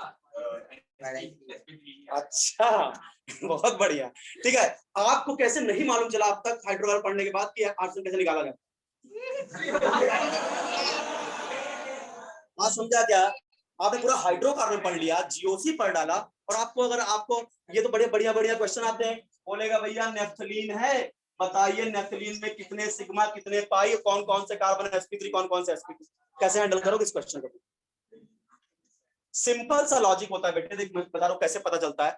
या तो आपको स्ट्रक्चर बना आना चाहिए, देखो CH4 बोला था ना बेटे, देखो सुन लो, अगर स्टेरिक फैक्टर निकालेंगे, अभी बता दो आपको, Z की वैल्यू अगर 2 है, ध्यान रखना अगर Z की वैल्यू क्या है 2, तो हाइब्रिडाइजेशन होगा sp। अभी मैं Z निकालना सिखा 2 sp, और sp के लिए जो ज्योमेट्री होती है वो लीनियर होती है, यानी अगर ये सेंट्रल एटम या आपके सराउंडिंग एटम, इनके बीच का बॉन्ड एंगल 180 अब ऑर्गेनिक ग्रुप से पढ़ेंगे, ठीक है।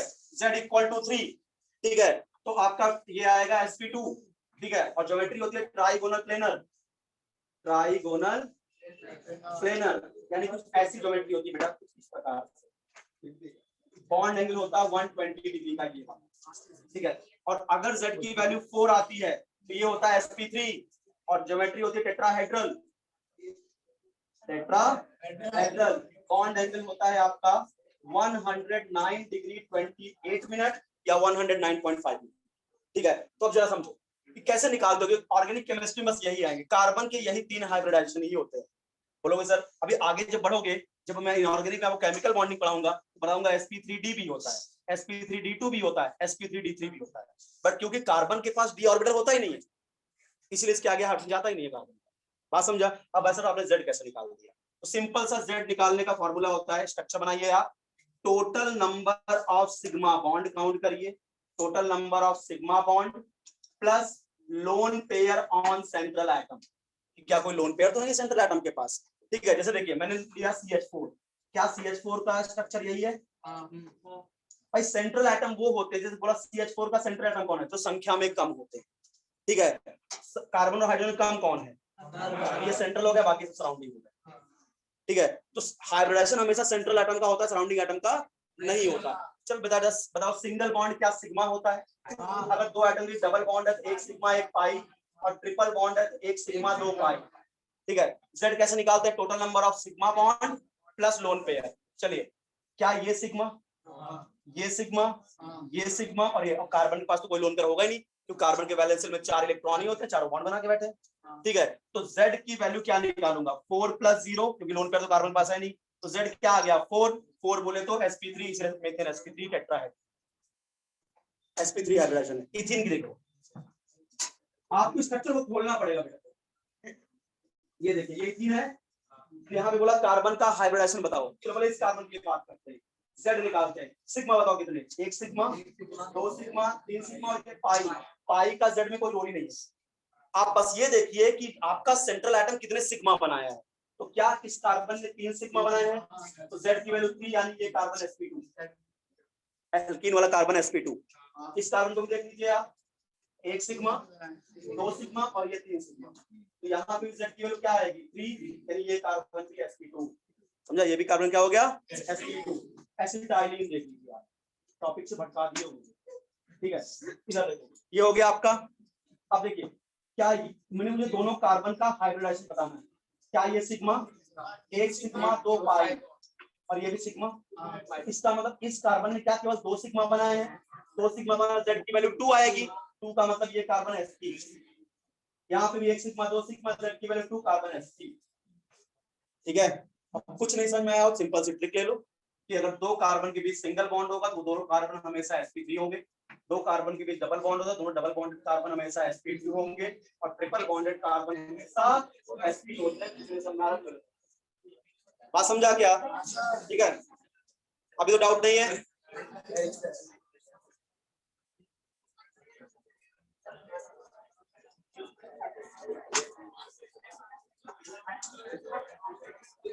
चलो बेटा ध्यान दो, ध्यान दो।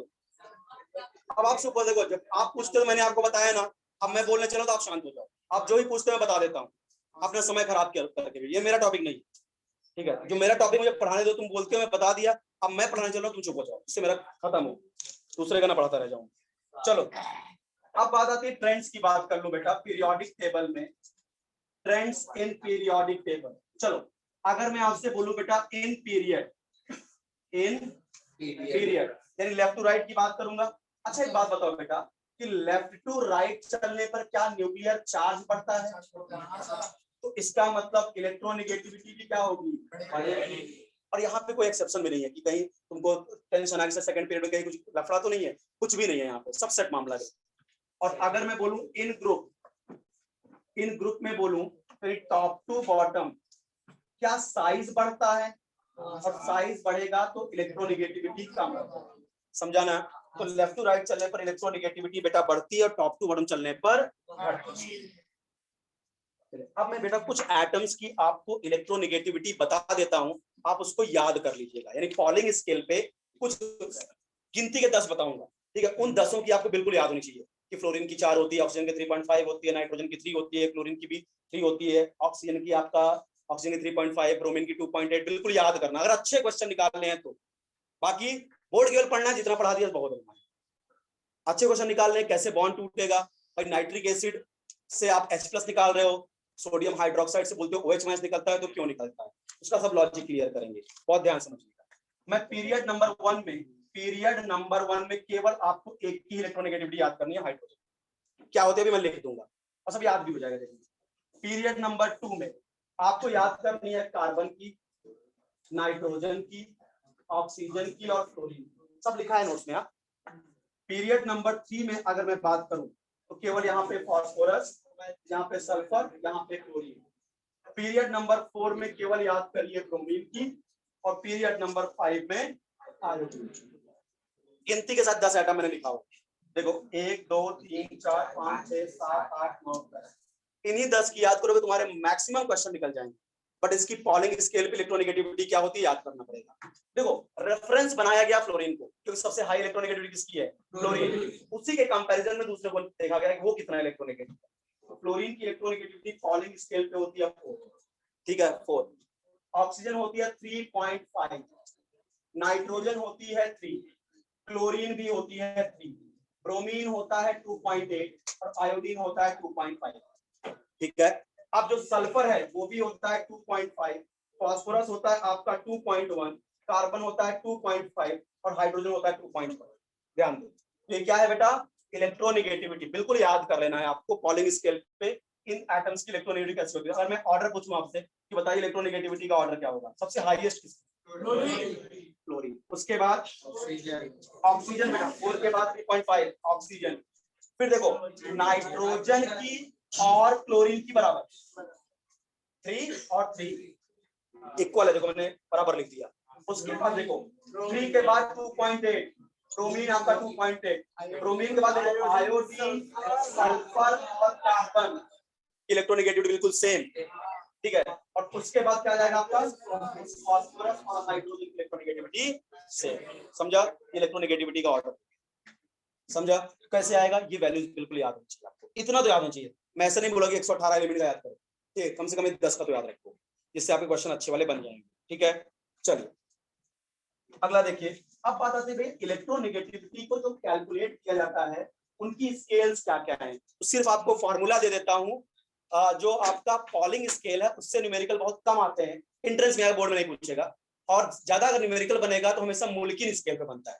यानी इलेक्ट्रोनेगेटिविटी को मेजर करने की 2 स्केल है, एक होती है पॉलिंग स्केल और दूसरा मोलिक्यूल स्केल। ठीक है, तो मैं बात कर रहा हूं क्या, scale for measuring electronegativity.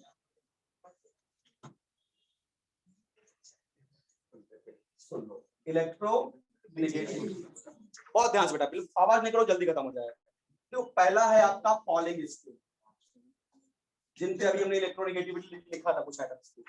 Polling scale, इनका नाम फिर सुनोगे तुम तब स्ट्रक्चर ऑफ एटम पढ़ाऊंगा, पाउलीज एक्सक्लूजन प्रिंसिपल है। ठीक है, 3 का नाम आएगा पॉलिंग स्केल पे इलेक्ट्रोनेगेटिविटी। इनका फॉर्मूला क्या था बहुत ध्यान से समझिएगा, zeta A minus zeta B, आराम से देखोगे तभी समझ में आएगा, equal to 0.208 under root bond energy of A B minus under root bond energy of A into bond energy of B B. ये है पॉलिंग स्केल पे इलेक्ट्रोनेगेटिविटी निकालने का तरीका। जीटा ए क्या है?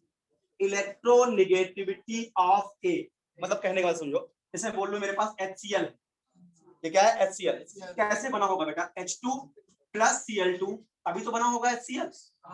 ठीक है, तो जीटा ए का मतलब electronegativity of hydrogen, zeta B का मतलब इलेक्ट्रोनेगेटिविटी ऑफ क्लोरीन। ये हो गया आपका इलेक्ट्रोनेगेटिविटी ऑफ बी, ये तो 2.8।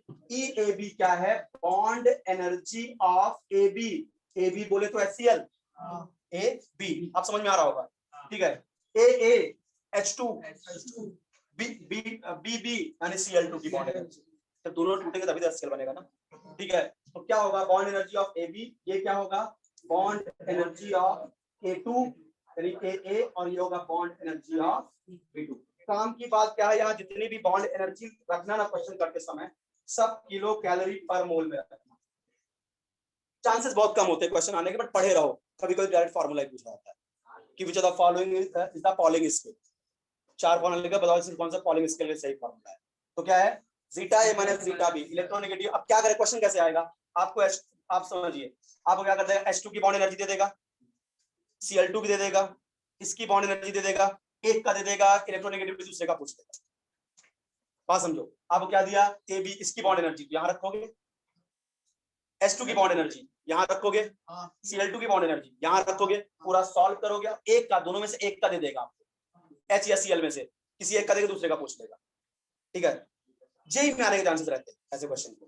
पास में आ रहा है क्या, पर तैयार रहो बिल्कुल ही। क्या है इसको क्या बोलते हैं, पॉलिंग स्केल पे इलेक्ट्रोनेगेटिविटी। ध्यान रखिएगा जो भी बॉन्ड एनर्जी रखना सब किसमें रखना, किलो कैलोरी पर मोल, किलो कैलोरी पर मोल। ठीक है हमेशा। लेकिन अगर समझो अगर तुमको जूल में रखना होगा तो क्या चेंज नहीं कर पाओगे क्या, अगर जूल में रखना होगा 1 calorie equal to 4.18 joule, change कर सकते हैं जूल में। अगर मैं बॉन्ड एनर्जी अगर किलो कैलोरी दिया है, फटाक से फार्मूला मार देंगे। अगर बॉन्ड एनर्जी क्या दिया किलो जूल में, तब ये फार्मूला वैलिड नहीं।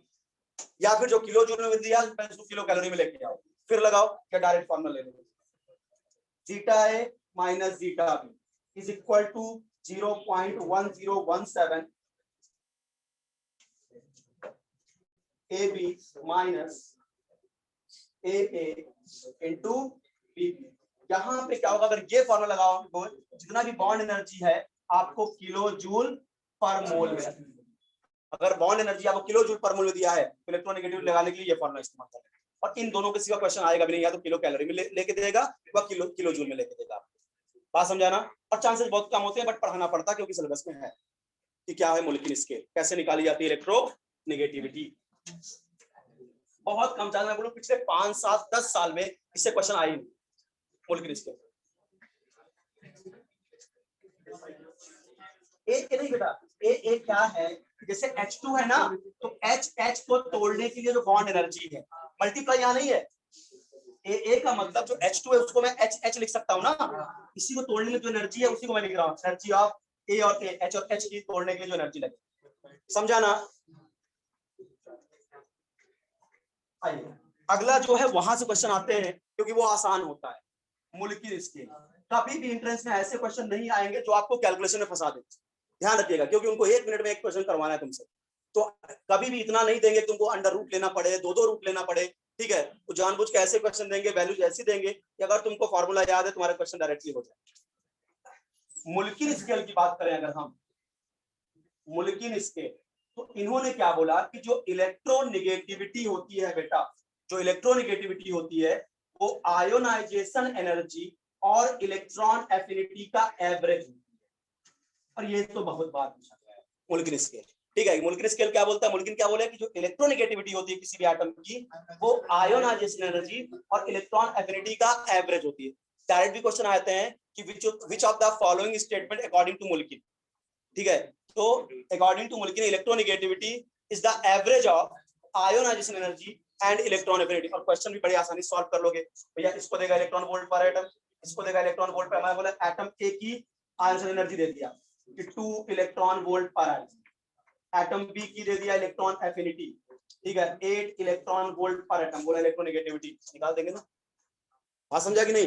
तो दोनों को हम क्या निकाल, ध्यान रखिए यहाँ पे जो आयोनाइजेशन एनर्जी और इलेक्ट्रॉन एफिनिटी न्यूमेरिकल करते समय रखना, वो इलेक्ट्रॉन वोल्ट पर एटम है, इलेक्ट्रॉन वोल्ट पर एटम रखिएगा। अगर मान लो वो जूल में भी दिया है तो अपने को पता है 1 इलेक्ट्रॉन वोल्ट पर एटम या 1 electron volt equal to 1.6 into 10⁻⁻19 joule. तो अगर जूल में दिया है तो क्या इलेक्ट्रॉन वोल्ट में नहीं आ जाओगे कि भाई इतने joule equal to 1 electron volt, तो जितना जूल दिया उसको इलेक्ट्रॉन वोल्ट में कन्वर्ट करके तभी ये क्वेश्चन सॉल्व कर, ठीक है। ध्यान रखने काम की बात यही है कि इलेक्ट्रॉन एफिनिटी और इलेक्ट्रोनेगेटिविटी को किस में रखना, इलेक्ट्रॉन वोल्ट पर एटम, तभी जो पॉलिंग जो आपका स्केल हमने लिया था उसी के हिसाब से आंसर आया। चलिए अगली बात करते हैं एप्लीकेशन ऑफ इलेक्ट्रोनेगेटिविटी। थोड़ा 5-10 मिनट रुकना पड़ेगा क्योंकि ये टॉपिक खत्म कर देता हूं। एप्लीकेशन ऑफ इलेक्ट्रोनेगेटिविटी कहां पे एप्लीकेशन है बेटा। पहला देखो, in nomenclature of binary compound, in nomenclature of binary compound. मेरी बात समझो, बहुत तेजी समझ में आ जाएगा। देखना कि जैसे आपसे बोलूं भैया HCl का नाम क्या होगा, तो आप बोलते हो हाइड्रोजन क्लोराइड, मैं बोलता हूं इसको क्लोरीन हाइड्राइड क्यों नहीं बोलते, बराबर ना। इसको आप क्या बोलते हो, हाइड्रोजन क्लोराइड, इसको क्लोरीन हाइड्राइड क्यों नहीं बोलते। तो मेरा रीजन सुनो कि जो भी एटम ज्यादा इलेक्ट्रोनेगेटिव होगा, अच्छा बताओ ये इसको क्या बोलते हो, फ्लोरीन, और जब ये इलेक्ट्रॉन गेन कर लेगा तो क्या इसको बोलते हो, फ्लोराइड, क्या बोलते हो, फ्लोराइड आयन। इसका मतलब जो ज्यादा इलेक्ट्रोनेगेटिव होगा उसी के नाम के आगे आएगा, उसी के नाम के आगे सफिक्स आइड आएगा। बताइए कौन सा इलेक्ट्रोनेगेटिव है, इलेक्ट्रॉनिक पॉलिक स्केल पे 3 और ये थी 2.1, कौन सा इलेक्ट्रोनेगेटिव, क्लोरीन, नाम होगा हाइड्रोजन क्लोराइड। अब आपसे पूछेगा बताइए OF2 का नाम, अब यहाँ बच्चे बहुत गलत करते हैं, बोलेगा बताइए इसका नाम क्या, ऑक्सीजन डाइफ्लोराइड है या डाइफ्लोरीन ऑक्साइड है, बोलो ऑक्सीजन डाइफ्लोराइड सही है या डाइफ्लोरीन ऑक्साइड सही है। इसकी इलेक्ट्रोनेगेटिविटी पॉलिंग स्केल पे 3.5, इसकी 4, कौन ज्यादा इलेक्ट्रोनेगेटिव है, क्लोरीन, नाम होगा ऑक्सीजन डाइफ्लोराइड, ना कि डाइफ्लोरीन ऑक्साइड।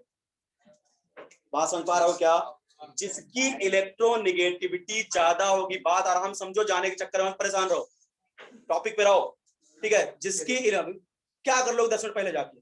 कुछ उखाड़ लोगे बाहर जाके? कुछ नहीं कर पाओगे ना। कम से कम जो टॉपिक चला रहा हूं चलने दो आराम से और सीखो। जो बेटा ज्यादा इलेक्ट्रोनेगेटिव होगा उसी के नाम के आगे क्या लगेगा? आई। तो फ्लोरीन और ऑक्सीजन कौन सा इलेक्ट्रोनेगेटिव? तो ये नाम होगा ऑक्सीजन डाइफ्लोराइड। ये सब क्वेश्चन बेटा अच्छे अच्छे इंटरव्यू में पूछे जाते हैं। क्यों? इंटरव्यू में जब क्या आप सामने बैठे किसी के सामने या वाइवा में गए, बोले OF2 का नाम बता दो, तो आप लोग डाइफ्लोरिन ऑक्साइड, खत्म हो गई तुम्हारी केमिस्ट्री पूरी। बात समझा कि नहीं? इसका मतलब आपको बेसिक इलेक्ट्रोनेगेटिविटी का आइडिया ही नहीं है कि भैया जिसकी इलेक्ट्रोनेगेटिविटी ज्यादा होती है उसी के नाम के आगे सफिक्स आइड लगाते हैं। नाम होगा ऑक्सीजन डाइफ्लोराइड। अब देखो कितना यूज आएगा। Cl2O का नाम बताओ। अब मैं ऑप्शन दे रहा हूं, डाई क्लोरीन ऑक्साइड या oxygen dichloride? Dichlorine oxide. यानी इलेक्ट्रोनेगेटिविटी तुमको समझ ही नहीं आ रही है यार। अब भी अभी पढ़ा ऑक्सीजन की इलेक्ट्रोनेगेटिविटी, क्लोरीन ज्यादा इलेक्ट्रोनेगेटिव कौन? तो आइड कहाँ आएगा? और ऑक्सीजन पे आइड लगाओगे तो ऑक्साइड बनेगा, नाम होगा डाई क्लोरीन ऑक्साइड। छोटी छोटी बातें हैं, बहुत इंटरेस्टिंग है। ये बयां करती है कि तुम केमिस्ट्री में क्या बेसिक्स तुम्हारे अच्छे हैं कि नहीं। बात समझा ना? किसी से बोल दोगे ना ऑक्सीजन डाइक्लोराइड तो लोग हम पे संदेह करेंगे क्या पढ़ाया है। बात समझ आ रहा? तो इसको बोलेंगे डाई क्लोरीन ऑक्साइड। देख बेटा 100 की सीधी एक बात, जिसकी इलेक्ट्रोनेगेटिविटी ज्यादा होगी उसी के नाम के आगे आइड लगाए। यहाँ फ्लोरीन की ज्यादा थी तो फ्लोराइड, यहाँ ऑक्सीजन ज्यादा है तो ऑक्साइड। ठीक है, पास में आ रहा है? चलो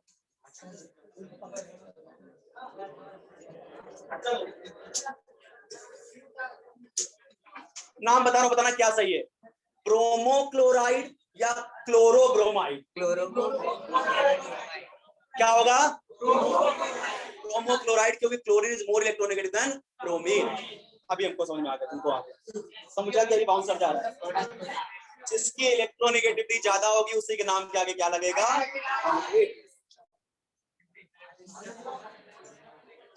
बात मत करो, बात मत करो भाई। अब देखो दूसरा एप्लीकेशन, बैठे रहोगे तो 5 मिनट में टॉपिक खत्म हो जाएगा। मैं तुम चिल्लाते रहो, मैं 8:30 तक बैठा के रखूंगा। पढ़े रहो ऐसे, छोड़ूंगा नहीं तुमको। ठीक है, अगर मुझे टॉपिक कंप्लीट करना है तो कंप्लीट करना है। परसेंटेज आयनिक, जितना प्यार से बैठ के 5 मिनट में खत्म कर सकते हो ना, तुम चिल्लाते रहो, मैं भी तुम्हारी बात सुनूंगा, फिर थोड़ा सा हम भी एंजॉय करेंगे। ठीक है, आराम से बैठो, हमको क्या करना है। थोड़ा बेटा बैठने की आदत डालो। हाँ, ये 1.5 घंटे में जो तुम्हारी दर्द करने लगती है ना, ये सही नहीं है।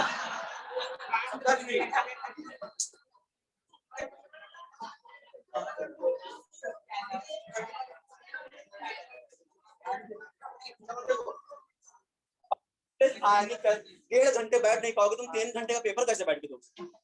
1.5 घंटे बाद उठने लगोगे, समझो। ध्यान दो, टॉपिक पे ध्यान दो।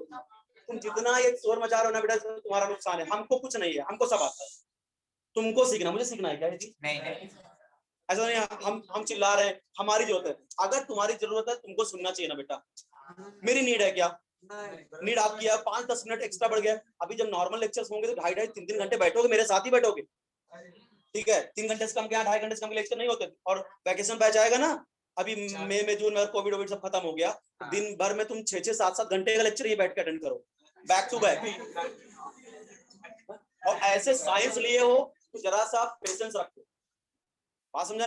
1.5 घंटे में 10th नहीं है कि 1.5 घंटे पढ़ाएंगे केमिस्ट्री खत्म हो जाए। फिर जो खत्म करूंगा फिर उससे तुम खत्म हो जाओगे। बात समझा क्या? उस केमिस्ट्री का पढ़ने पढ़ाने का भी कोई मतलब नहीं। आराम से बैठ जाओ, 5-10 मिनट का समय दो, तुमको सच में मजा आएगा। ध्यान से देखना, देखो ध्यान। अब भाई जो बात करेगा मैं निकाल दूंगा, उसको बाहर जाना है, मान वो चला जा बैग लेके। Percentage ionic character in covalent bond. ठीक है, अब देख बेटा, कोई भी बॉन्ड दुनिया का प्योर बॉन्ड नहीं होता। अगर तुम बोलो सर NaCl में आयनिक बॉन्ड है, इसका मतलब बेटा मोर देन 50% वहां पे आयनिक कैरेक्टर है, पर कुछ ना कुछ कोवैलेंट भी। ये मैं केमिकल बॉन्डिंग आपको बहुत अच्छे से समझाऊंगा। अगर आप बोलते सर HCl कोवैलेंट है, इसका मतलब HCl के अंदर मोर देन 50% कोवैलेंट कैरेक्टर है, पर कुछ ना कुछ आयनिक भी होता है। कोई भी bond, no bond is a pure bond. Every ionic bond contain some covalent character, every covalent bond contain some ionic character. आपको क्या करेगा बेटा, आपको कोवैलेंट मॉलिक्यूल देगा, बोलेगा बताओ इसमें आयनिक कैरेक्टर कितना है। मैंने हेडिंग आयनिक कैरेक्टर कोवेलेंट बॉन्ड। अब देखो आसान तब होगा क्योंकि इलेक्ट्रोनेगेटिविटी नहीं दोगा। आपको खुद फॉलोइंग स्केल वाली याद होनी चाहिए। जैसे पूछा आपसे, बहुत ध्यान से फॉर्मूला दे रहा हूं पहले। परसेंटेज आयनिक कैरेक्टर निकालने का जो फॉर्मूला, प्लीज बेटा बात होती ना प्लीज। परसेंटेज आयनिक कैरेक्टर निकालने का जो फॉर्मूला होता है वो होता है 16 into delta X plus 3.5 into delta X square. बोलो सर ये है क्या? Delta X is the electronegativity difference, यानी delta X is the X A minus X B, और मैंने मॉड लगाया है, डिफरेंस हमेशा पॉजिटिव वैल्यू के साथ रखना। बात समझा क्या? तो ये आपका परसेंटेज आयनिक कैरेक्टर निकालने का क्या हो जाएगा? फॉर्मूला। जैसे फॉर एग्जांपल एक क्वेश्चन कर लेता हूं, आपसे बोला, बहुत ध्यान से कि भाई HF HCl का परसेंटेज आयनिक कैरेक्टर क्या होगा। सिर्फ सिंपल सा क्वेश्चन पूछ लिया आपसे और कुछ भी नहीं बताया कि HF का। देखो मैंने पहले HF का निकालता हूं। फ्लोरीन की इलेक्ट्रोनेगेटिविटी फॉलोइंग स्केल पे होती है 4 और इसकी होती है 2.1 बराबर। तो आई होप आपको डेल्टा एक्स पता चल गया। एक्स से माइनस एक्स बी, 4 में से 2.1 घटाओगे तो क्या आएगा बेटा? 1.9। ये डेल्टा एक्स मिल गया 1.9। क्वेश्चन खत्म हो चुका है तुम्हारा। लेकिन स्केल, तुमको फॉलोइंग स्केल की इलेक्ट्रोनेगेटिविटी याद है, ठीक है? तो क्या हो जाएगा? 16 इंटू 1.9 प्लस 3.5 इंटू 1.9 का स्क्वायर सॉल्व कर लोगे आंसर। बात समझा क्या? जैसे पूछा HCl में परसेंटेज आयनिक कैरेक्टर, तो क्लोरीन की इलेक्ट्रोनेगेटिविटी फॉलोइंग स्केल पे होती है 3, हाइड्रोजन 2.1, 3 माइनस 2.1 यानी 0.9। लेकिन यहाँ जो इलेक्ट्रोनेगेटिविटी का डिफरेंस आया है वो 0.9। बस अब फॉर्मूला रखो, परसेंटेज आयनिक कैरेक्टर 16 इंटू 0.9 प्लस 3.5 इंटू 0.9 का स्क्वायर, आपका आ जाएगा परसेंटेज आयनिक कैरेक्टर। समझा क्या कि कितना ज्यादा आयनिक कैरेक्टर? और साफ साफ दिख रहा है कि अगर डेल्टा एक्स की वैल्यू ज्यादा होगी तो आयनिक कैरेक्टर भी आता है, बराबर। तो डेल्टा एक्स का स्क्वायर भी तो करना है। बात समझ में आया? ये हो गया बेटा परसेंटेज आयनिक कैरेक्टर निकालने का फॉर्मूला।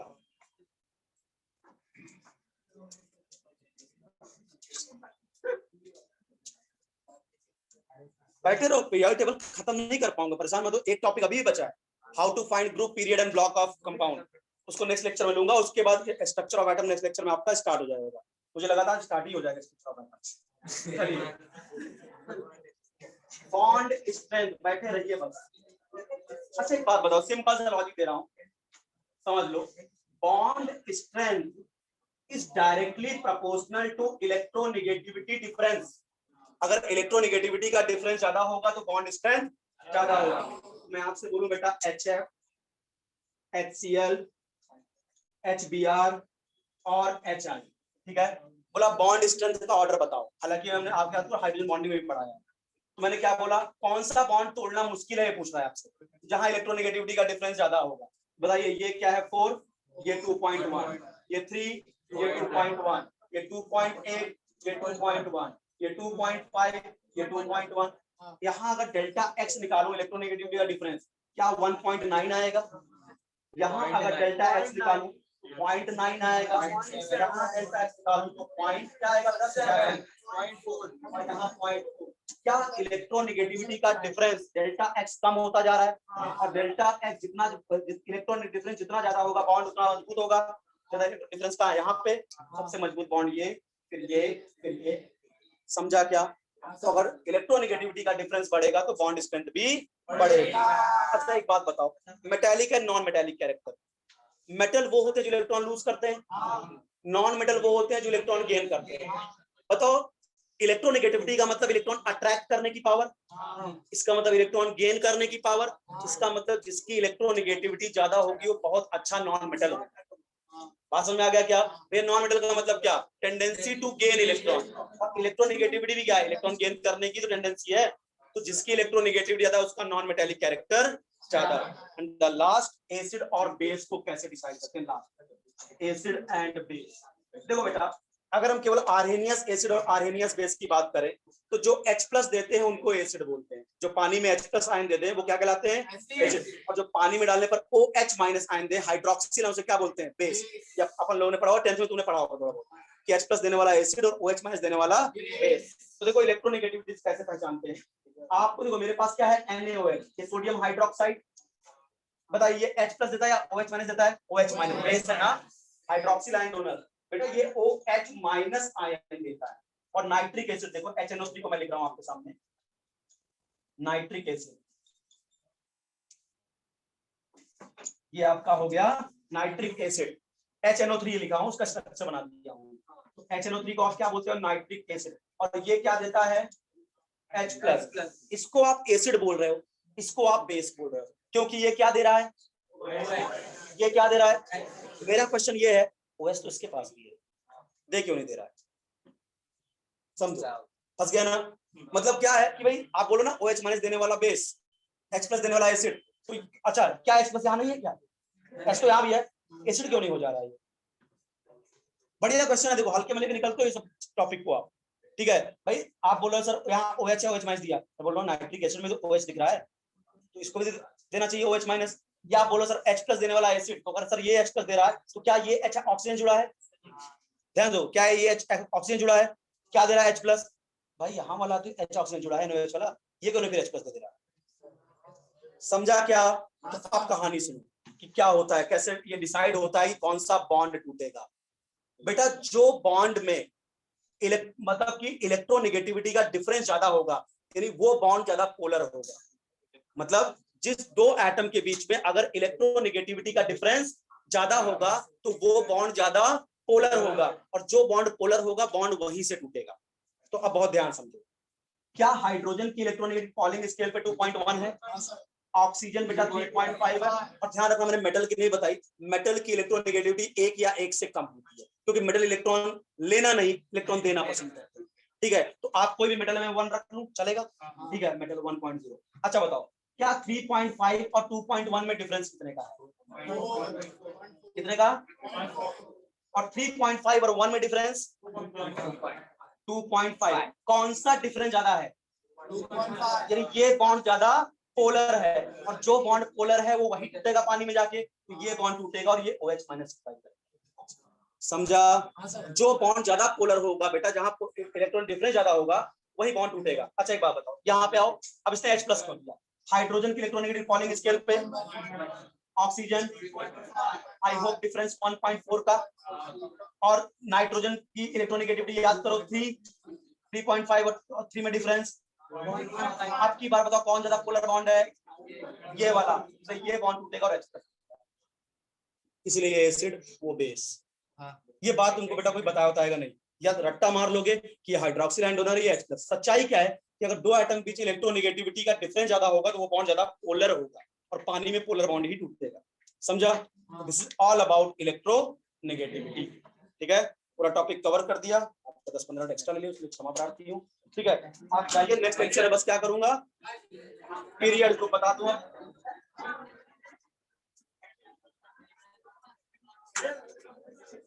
सर इसका क्या कौन